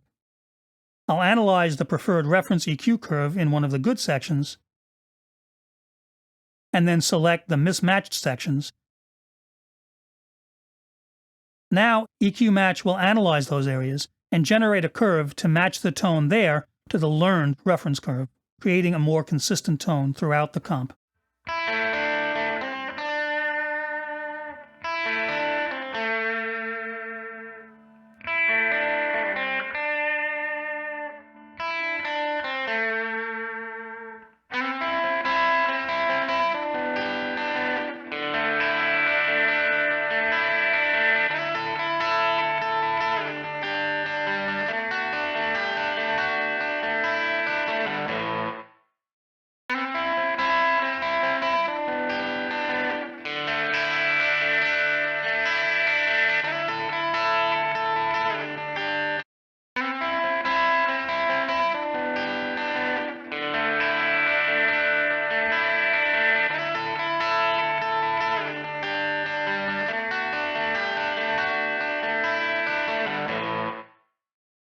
And there it is, a fast and efficient solution to an otherwise time-consuming exercise.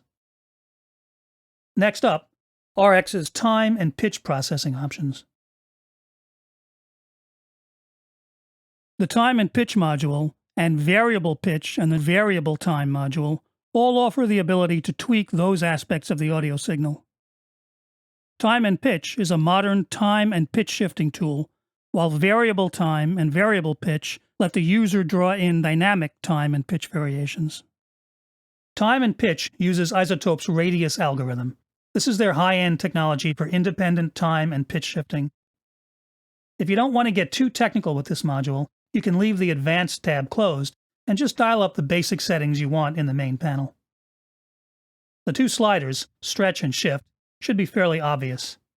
The stretch ratio slider lets you set how much you want the audio to speed up or slow down, again, independent of any pitch change. It's calibrated in percentage, with an additional editable display showing current and target tempo for musical adjustments. To audition settings, you'll need to use the Compare feature.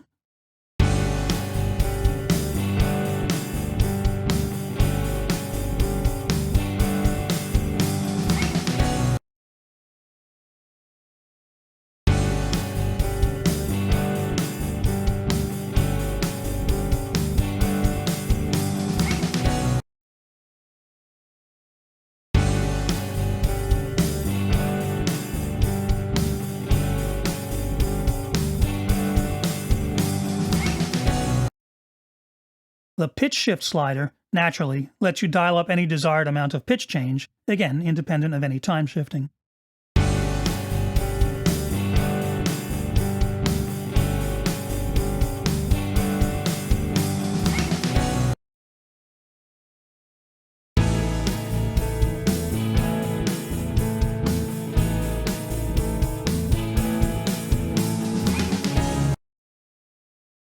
The pop-up menu offers 3 different algorithms for the time and pitch shifting.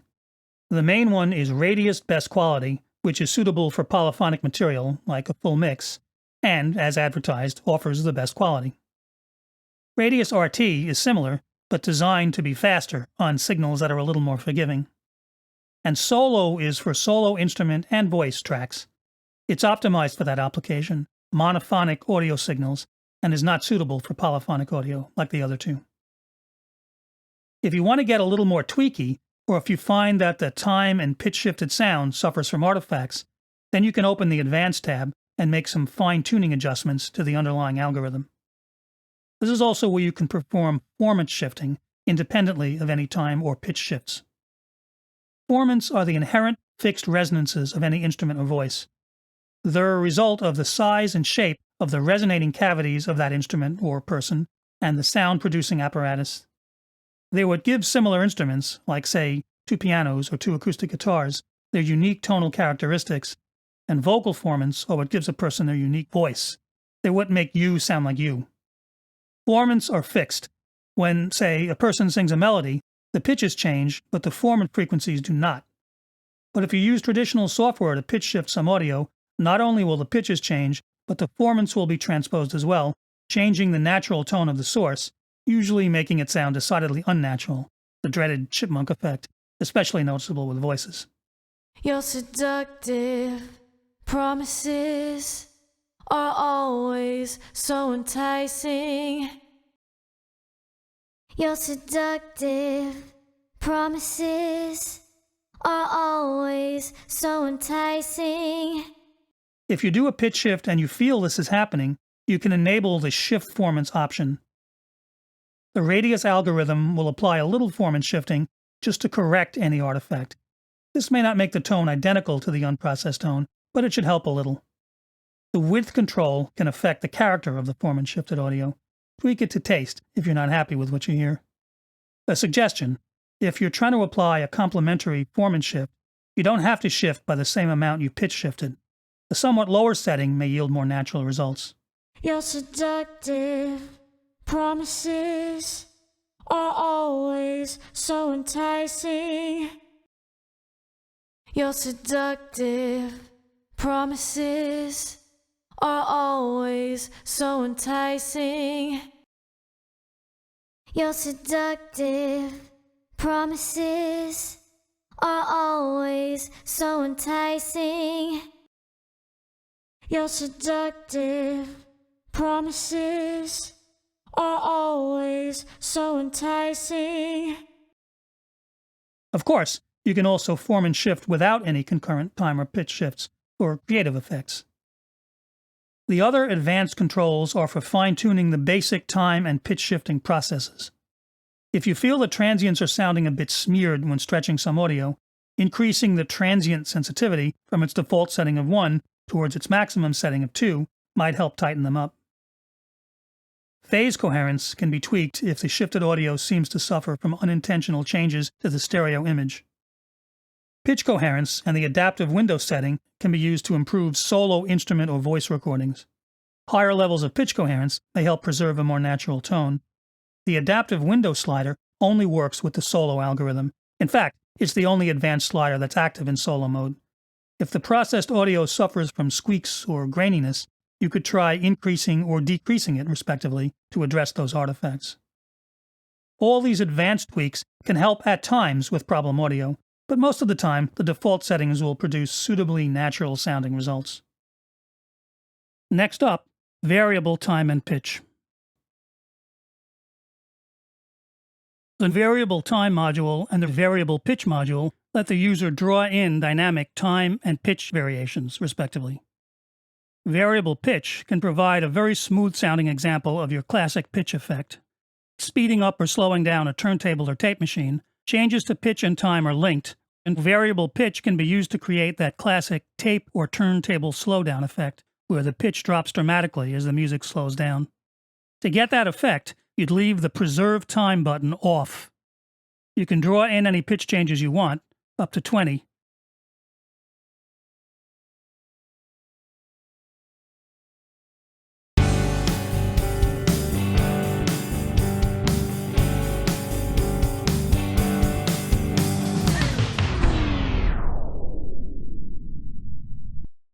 Smoothing makes the pitch transitions between notes more gradual.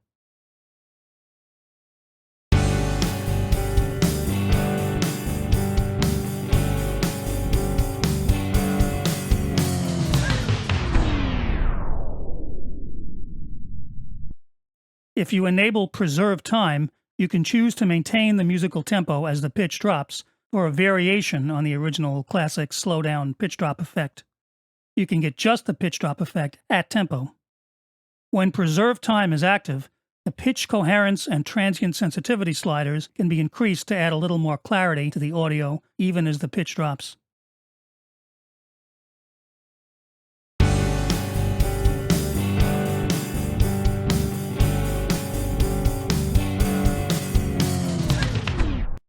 Besides special effects, you could also use variable pitch to make technical adjustments to a piece of audio that contains unwanted pitch artifacts. Variable time offers the opposite functionality of variable pitch with the Preserve Time option on. Variable time lets you draw in time, speed variations, while preserving the pitch. As you can see, you have the same interface and controls as variable pitch.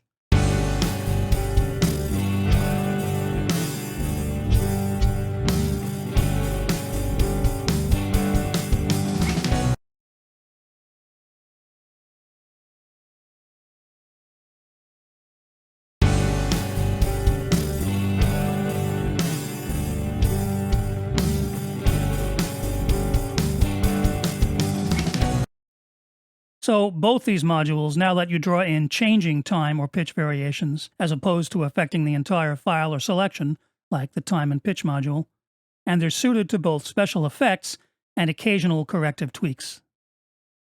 Sometimes you might encounter a recording dubbed from an old tape, especially an old cassette, that's ruined by noticeable wow and flutter, unwanted periodic speed and pitch variations.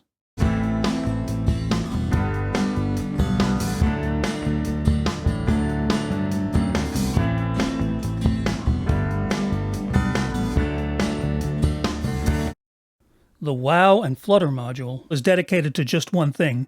It automatically detects wow or flutter in a recording and corrects for it, restoring steady pitch to what may otherwise have been an unlistenable piece of music. Wow and flutter is very simple to operate. There really are only two main controls. You estimate the speed of the wow, fast, medium, or slow pitch variation. And the sensitivity control provides the opportunity to correct for the undesirable pitch variation while preserving any natural musical vibrato in the same general frequency range. You may need to experiment a bit, but as long as you're in the ballpark, it does a pretty good job. Here's a snippet of a mix, possibly dubbed from an old analog cassette, with some noticeable wow.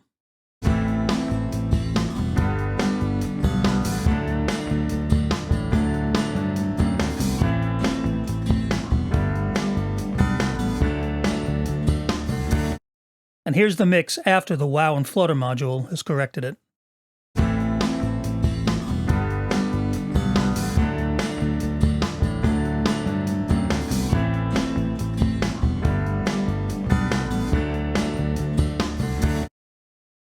Next up, the dialogue contour module. Dialogue Contour is a pitch processing module designed to provide the ability to edit intonation and inflection in dialogue recordings. All speakers, even professional announcers, are occasionally prone to slight missteps. They may overemphasize words or syllables, or their pitch may unintentionally rise, making a statement sound like a question.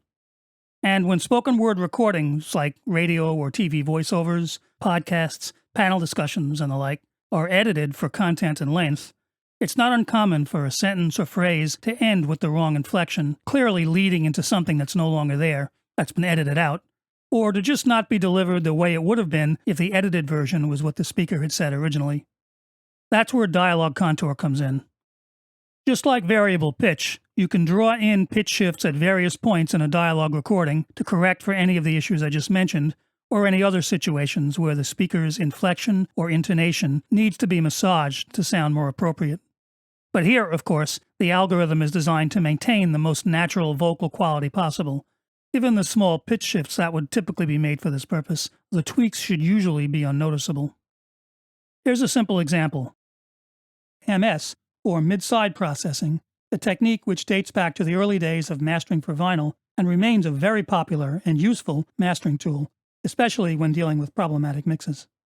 Let's say the two lines following the phrase mastering for vinyl were edited out of this voiceover. The upwards inflection of the last two words clearly leads into a follow-up comment, which would now be gone. The technique which dates back to the early days of mastering for vinyl.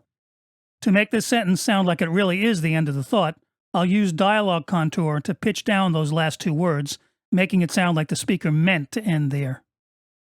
In the dialogue contour window, the main display shows a spectrogram of the selected audio, and a secondary display above that shows the more familiar waveform view, which can make it easier to locate a specific word or syllable. In the main display, there's a center pitch line, which represents the original pitch, 0 pitch change. To create pitch changes, you add nodes to this line by clicking in the desired spots. If you mean to add a node right at 0, but accidentally click elsewhere, a double click or an option click will snap that node to 0, and control click will remove it. Editing the pitch is pretty much like editing automation in most DAWs. Insert a couple of nodes, and then drag to the desired pitch. As you hold and drag a node, there's a readout of time, pitch change by percentage, and pitch change in semitones, or fractions of a semitone. 0.1 semitone would be 10 cents. This is very helpful in getting a sense of how much pitch change is typically needed for various kinds of edits. The smoothing control rounds off the pitch changes, if needed, for potentially more natural pitch transitions. For this phrase, I've pitched down the last two words very gradually to make the end of the phrase sound more final. Here's the original again, the technique which dates back to the early days of mastering for vinyl, and the dialogue contoured version, the technique which dates back to the early days of mastering for vinyl.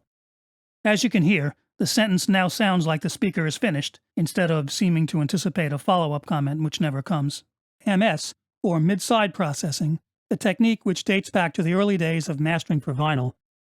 Once you get a sense of how much pitch change to apply for various changes in inflection and intonation, you can easily tweak words and phrases as needed, and then, of course, render the result to a new audio file. For this video, I've grouped a number of utility modules together. Most of them are pretty straightforward functions that address technical concerns.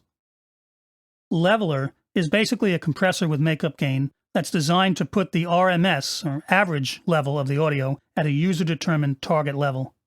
Obviously, that level is set with the target level slider. The K-weighting filter employed for measuring broadcast levels is used to help maintain consistent level for voice or music. The readouts show average, maximum, and minimum RMS levels as a guideline when making settings. Responsiveness is kind of like the attack and release controls you get on typical compressors. Lower settings will be more aggressive at leveling out the audio, equivalent to a faster attack and release, and higher settings may provide smoother gain adjustment. If you feel the audio levels are too jumpy, what most engineers would probably refer to as pumping, raising the responsiveness setting slightly should smooth things out. Preserve dynamics also addresses the character of the leveling. At higher settings, the module will try to maintain more of the original dynamic swings in the audio while still approaching the target level. Lower settings will apply leveling more aggressively. For dialogue and voice applications, Leveler also includes basic de-essing and breath control functions, but as we saw, these processes have been broken out into more comprehensive separate modules. Leveler and loudness control both set overall level. While Leveler uses compression to even out the audio to a user-determined level, loudness control applies fixed gain to the audio to make it conform to current broadcast and streaming standards for maximum average and peak loudness. While you can manually set target levels for the different measurements, the correct settings for the various mandated loudness standards are available from the pop-up menu. You simply choose the appropriate one for the market you're preparing the audio for, hit render, and the necessary gain change will be made to make your audio file conform to that standard. The readouts give you the specifics for the chosen standard, and RX adds a history display that shows the integrated, short-term, and momentary loudness over time. Aside from the fixed gain applied to meet the mandated average level, the only other processing would be peak limiting, applied automatically to ensure that the signal also conforms to mandated true peak levels. Gain, normalize, and fade should be pretty much self-explanatory, at least to experienced audio people. Gain offers a simple manual level adjustment. Normalize adjusts the gain so maximum level hits the user-determined target peak level. And of course, fade lets you add fade-ins and fade-outs to your audio files. Several different shapes are provided, including logarithmic, linear, and equal power fades. For fade-outs, the shape labeled cosine is your traditional S-shaped fade-out, which is the shape most mastering engineers use to create a musical fade-out at the end of a song.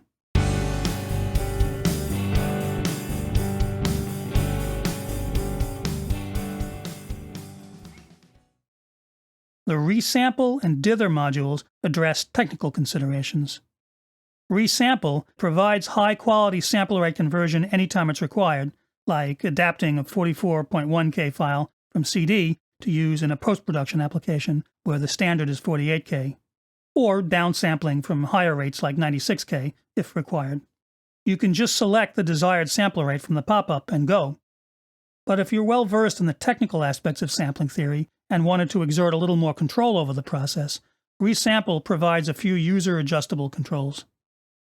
You can choose to manually adjust the steepness of the anti-aliasing brick wall filter and that filter's cutoff point. The graphic provides useful information.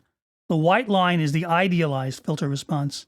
The yellow line is the actual filter response, and the red line indicates any expected aliasing components based on the current settings. The pre-ringing slider sets the filter's phase characteristic. 0 is a typical minimum phase filter, and 1 is a linear phase filter.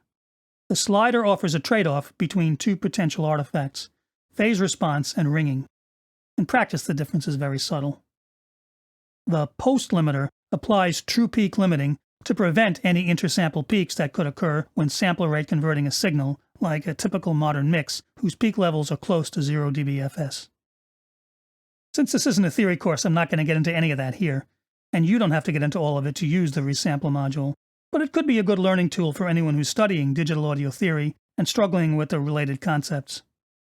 And if you were feeling a bit more subversive, you could use the resample module to deliberately create sampling-based distortion artifacts, like severe aliasing as a special effect, perhaps for a sample or sound effect.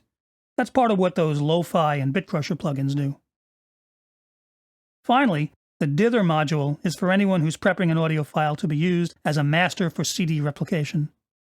For the most part, dither isn't really required anymore with files of 24-bit and higher resolution. But a 16-bit master for CD would still need it to smooth over potentially audible low-level quantization distortion. You can select the appropriate level for the dither signal, 16-bit for CD prep, and you can choose to add noise shaping, which EQs the dither to increase effectiveness and minimize its audibility. The graphic nicely shows the different curves of the various noise shaping options available here, which, again, can be informative for someone studying digital audio theory. Next up, a quick look at a few modules that address stereo audio issues. The four modules I've grouped together here, mixing, phase, azimuth, and center extract, are all basic interchannel adjustments for stereo audio files, intended to compensate for level imbalances and phase issues between left and right. One of them, center extract, is a little more interesting. Let's first take a brief look at the other three more bread and butter modules. Mixing is pretty much self-explanatory. It provides level controls for the left and right sides of a stereo recording. But since it allows you to route as much as you want of either the left or right channel to either the left or right output, it can also function as a true stereo panner. By partially routing some of the left channel to the right side, or vice versa, you can narrow the stereo spread. You can also reverse left and right, or simply downmix stereo to mono. Phase is designed to correct asymmetrical waveforms, where one side of the wave is stronger on the positive or negative side of the center line in the waveform graph. The phase module lets you rotate the phase, using the graph as a guide to correct for this, without changing the sound of the audio or incurring any time delay. The adaptive phase rotation option is primarily meant for vocals. Azimuth is intended to correct for stereo imbalances and interchannel phase issues caused specifically by an analog tape recorder that was out of alignment. You can make corrections for level and time, and the adaptive options enable automatic time variable adjustment of those parameters for the right channel to keep it level matched and in time alignment with the left channel. These are all basic adjustments included for completeness. The center extract module is a little more interesting. As promised, center extract tries to isolate and extract the center of a stereo recording. Now, if you're thinking that this is the same as the mono M channel in an MS or mid-side stereo processor, well, it's not exactly the same. The mid-channel in MS collapses the entire stereo sound field to mono, while center extract attenuates the sides but still maintains a stereo sound field. Alternatively, besides the normal keep center option, you can choose keep sides instead, which attenuates the center, favoring the sides. As you'd expect, the reduction strength slider determines how well you can isolate the center channel, how much the sides can be attenuated. With complex signals like a full mix, don't expect center extract to completely isolate the center.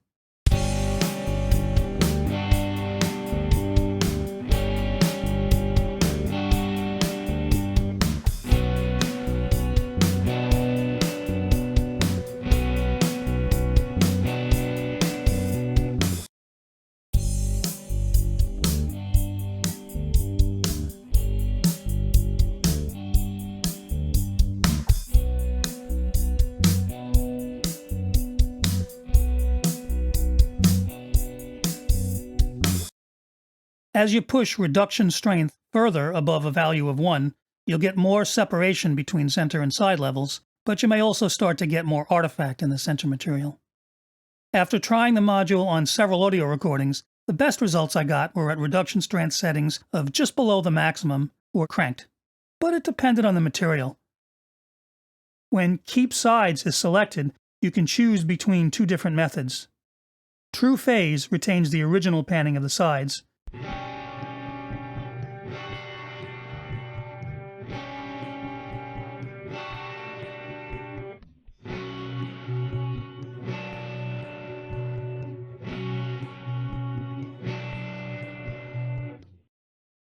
while Pseudo-Pan creates an artificial stereo spread.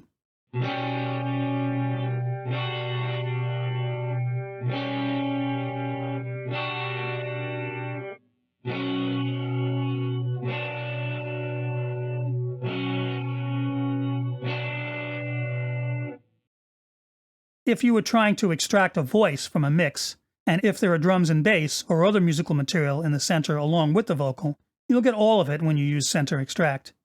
But it could be handy for many situations, like pulling the kick and snare up out of a stereo drum track for more independent effects processing.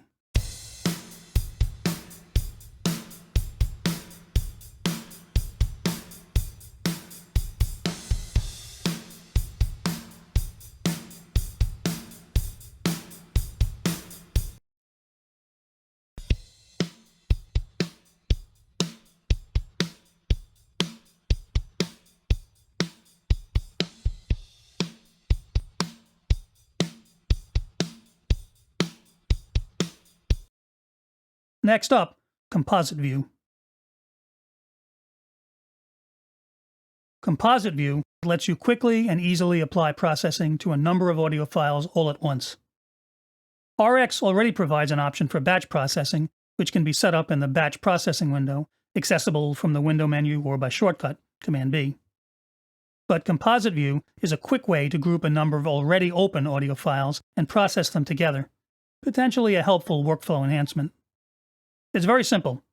At the top of the RX main window are the tabs for any audio files that are currently open. If more than one file is open, you'll also see this symbol. A click here will group all the open files into one tab, the Composite View tab, and you can then select a process or processes to apply to all the files at once. Here's an example of a typical application for this. I've opened up several vocal files from the same session, the lead vocal. The past is distorted by the prism of time. And 3 harmony parts. Ooh, prism of time. I'll group them all into one composite tab. The past is distorted by the prism of time. Refracting images that deceive the mind. Since they're all the same singer performing multiple overdubbed vocal parts, they were all recorded with the same setup, mic, room, etc., so it wouldn't be surprising if they all needed the same processing. I've set up a module chain with some typical vocal processors that address common vocal issues. Breath control for excessive breath sounds between phrases. Mouth declick for lip smacks. Deplosive for P-pops, and DS for sibilants. If the recording engineer maintained consistent settings when recording these parts, and the singer, the studio professional, was also consistent as far as her overall level, tone, and mic position, then the same settings for all those processing modules should be able to be applied successfully to all the tracks at once as they're grouped together in the Composite tab. When all the module settings are made, Render will apply the processing to all the composited files.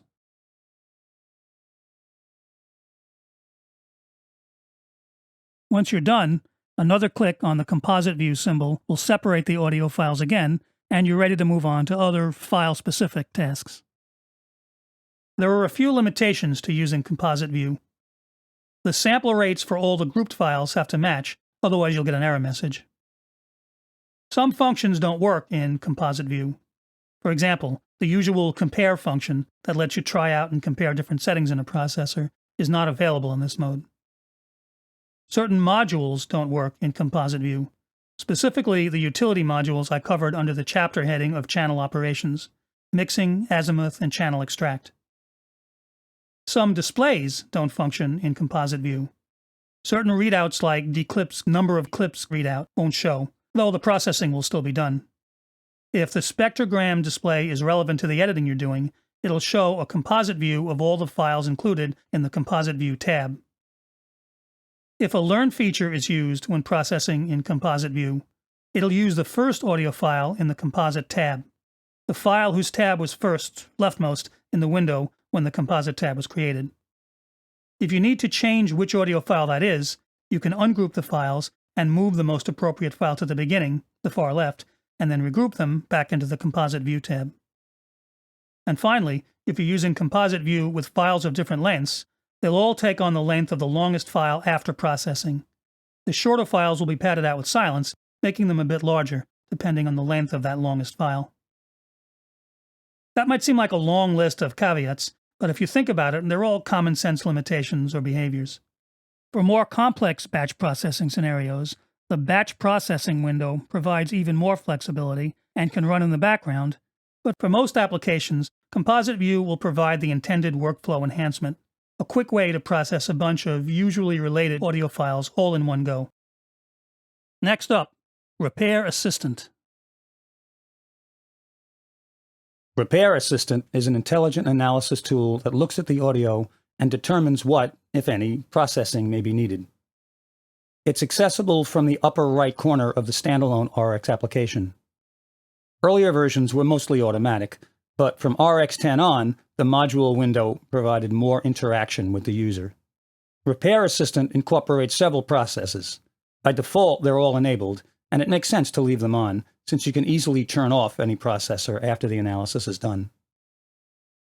Using Repair Assistant is basically a two-step process. First, you select the type of audio you're about to apply it to. The processing modes include voice, musical, percussion, and sound effects. Voice, naturally, is intended for both sung and spoken vocal tracks.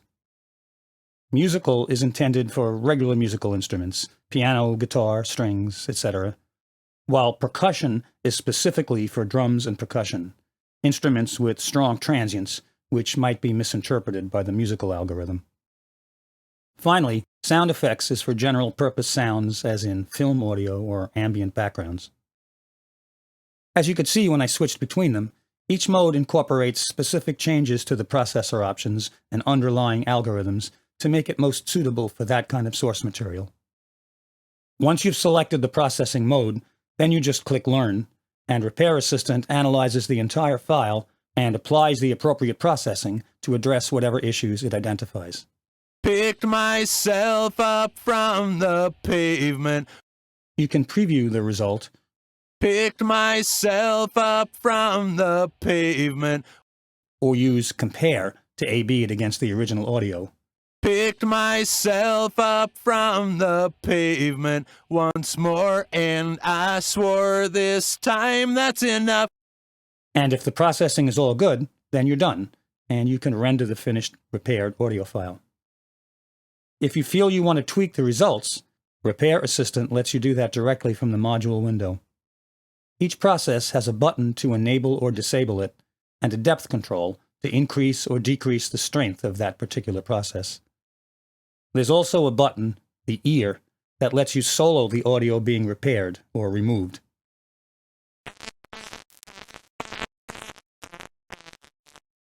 This can be a good way to get a sense of whether the processing is being applied too heavily. If you hear too much regular audio in addition to the noise being removed, then it might be appropriate to back off on the depth of that process. Again, once you get a result you like, you can hit Render and you're done.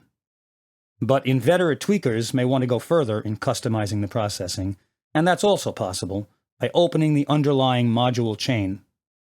Here, you can open the full module window for each of the processing modules used by Repair Assistant and access the full set of controls. This can be useful for not only more detailed customization of specific processing, but also for reverse engineering Repair Assistant's automatic processing choices. The entire module chain can even be saved as a preset for future use. Along with the new GUI, RX10 also introduced a plugin version of the Repair Assistant.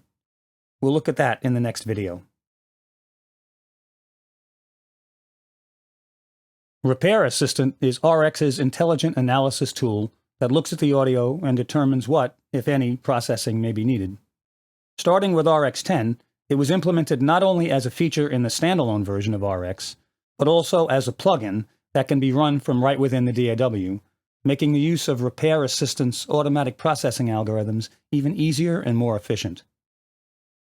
If you watched the previous video, you saw how Repair Assistant works.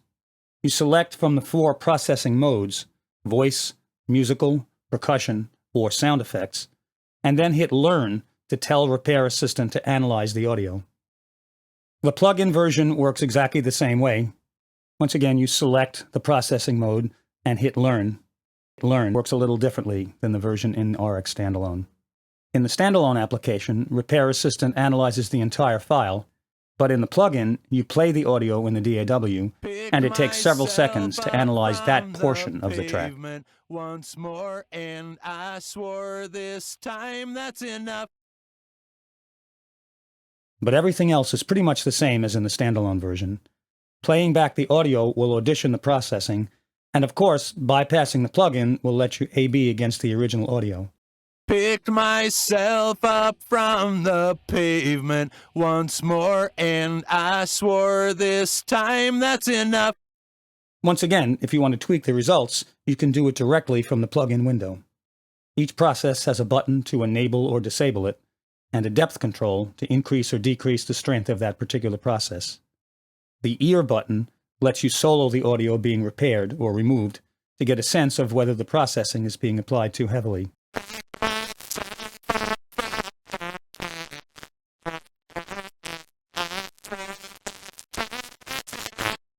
If you hear too much regular audio in addition to the noise being removed, then it might be appropriate to back off on the depth of that process. Of course, you can't access the underlying module chain in the plugin version of Repair Assistant. For that, you'd need to be an RX standalone.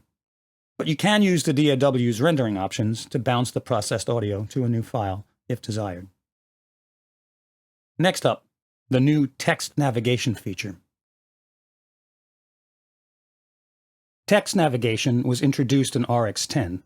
It provides a transcription of a speech recording to text. To enable text transcription for a particular file, you click on the word lane icon at the lower left. Text navigation will take a short while to transcribe the text, depending on the length of the file, and then the text will appear in small tabs above the main waveform spectrogram display, the word lane. It currently works on English language text. Text navigation is meant to be an aid in moving around a longer dialogue file. Scrolling through the transcription text can be a more efficient way to locate to a particular section of the file for editing or processing than playing or spotting through it. Color before really making the final decision. If an initial scroll through of the text reveals the occasional misspelled or mistranscribed word, it can even be corrected with a double click on the word.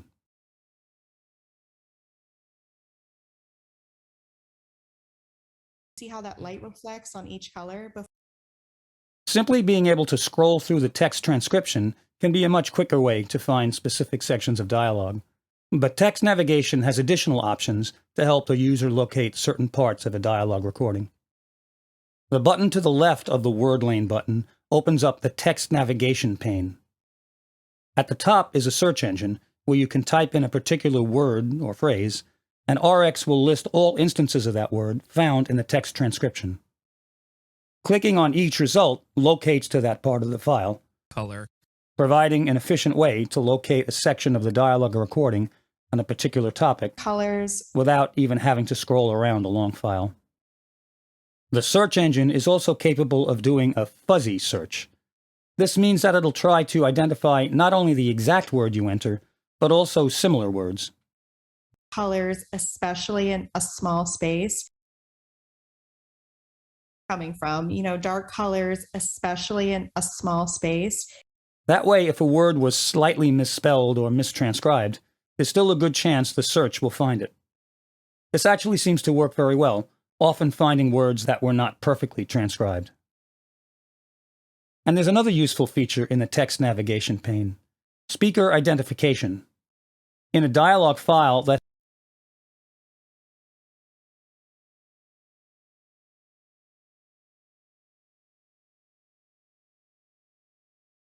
the color-coded text boxes will identify the speaker of each section of text. It can identify up to 8 different speakers. Clicking on the name of the speaker selects all of that speaker's text in the display. If it's too dark, it will limit your furniture strategy.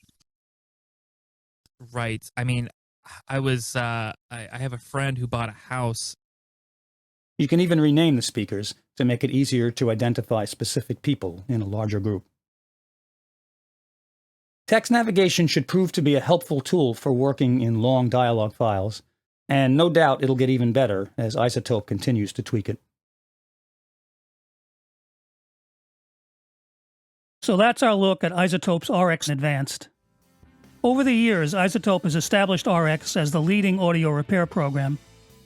RX has always offered excellent general-purpose processing for typical audio issues like clipping, clicks, plosives, hum, and general background noise, as well as even more specific and even more effective modules, including DS, mouth-to-click, de-rustle, de-wind, and breath control.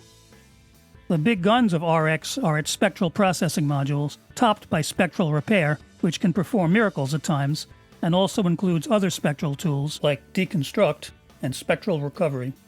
There are modules that offer targeted processing intended to remove persistent problems like headphone bleed from tracks, and to isolate dialogue and voice from background sound, and capabilities like editing intonation and inflection in a voice recording, and rebalancing, extracting, or removing parts in a full mix. And if all that wasn't enough, RX includes tools for matching the EQ and ambience of one piece of audio to another, and for removing excessive reverb and ambience. Add to that a whole group of useful utility modules included to make RX a one-stop solution for any audio repair and tweaking needs.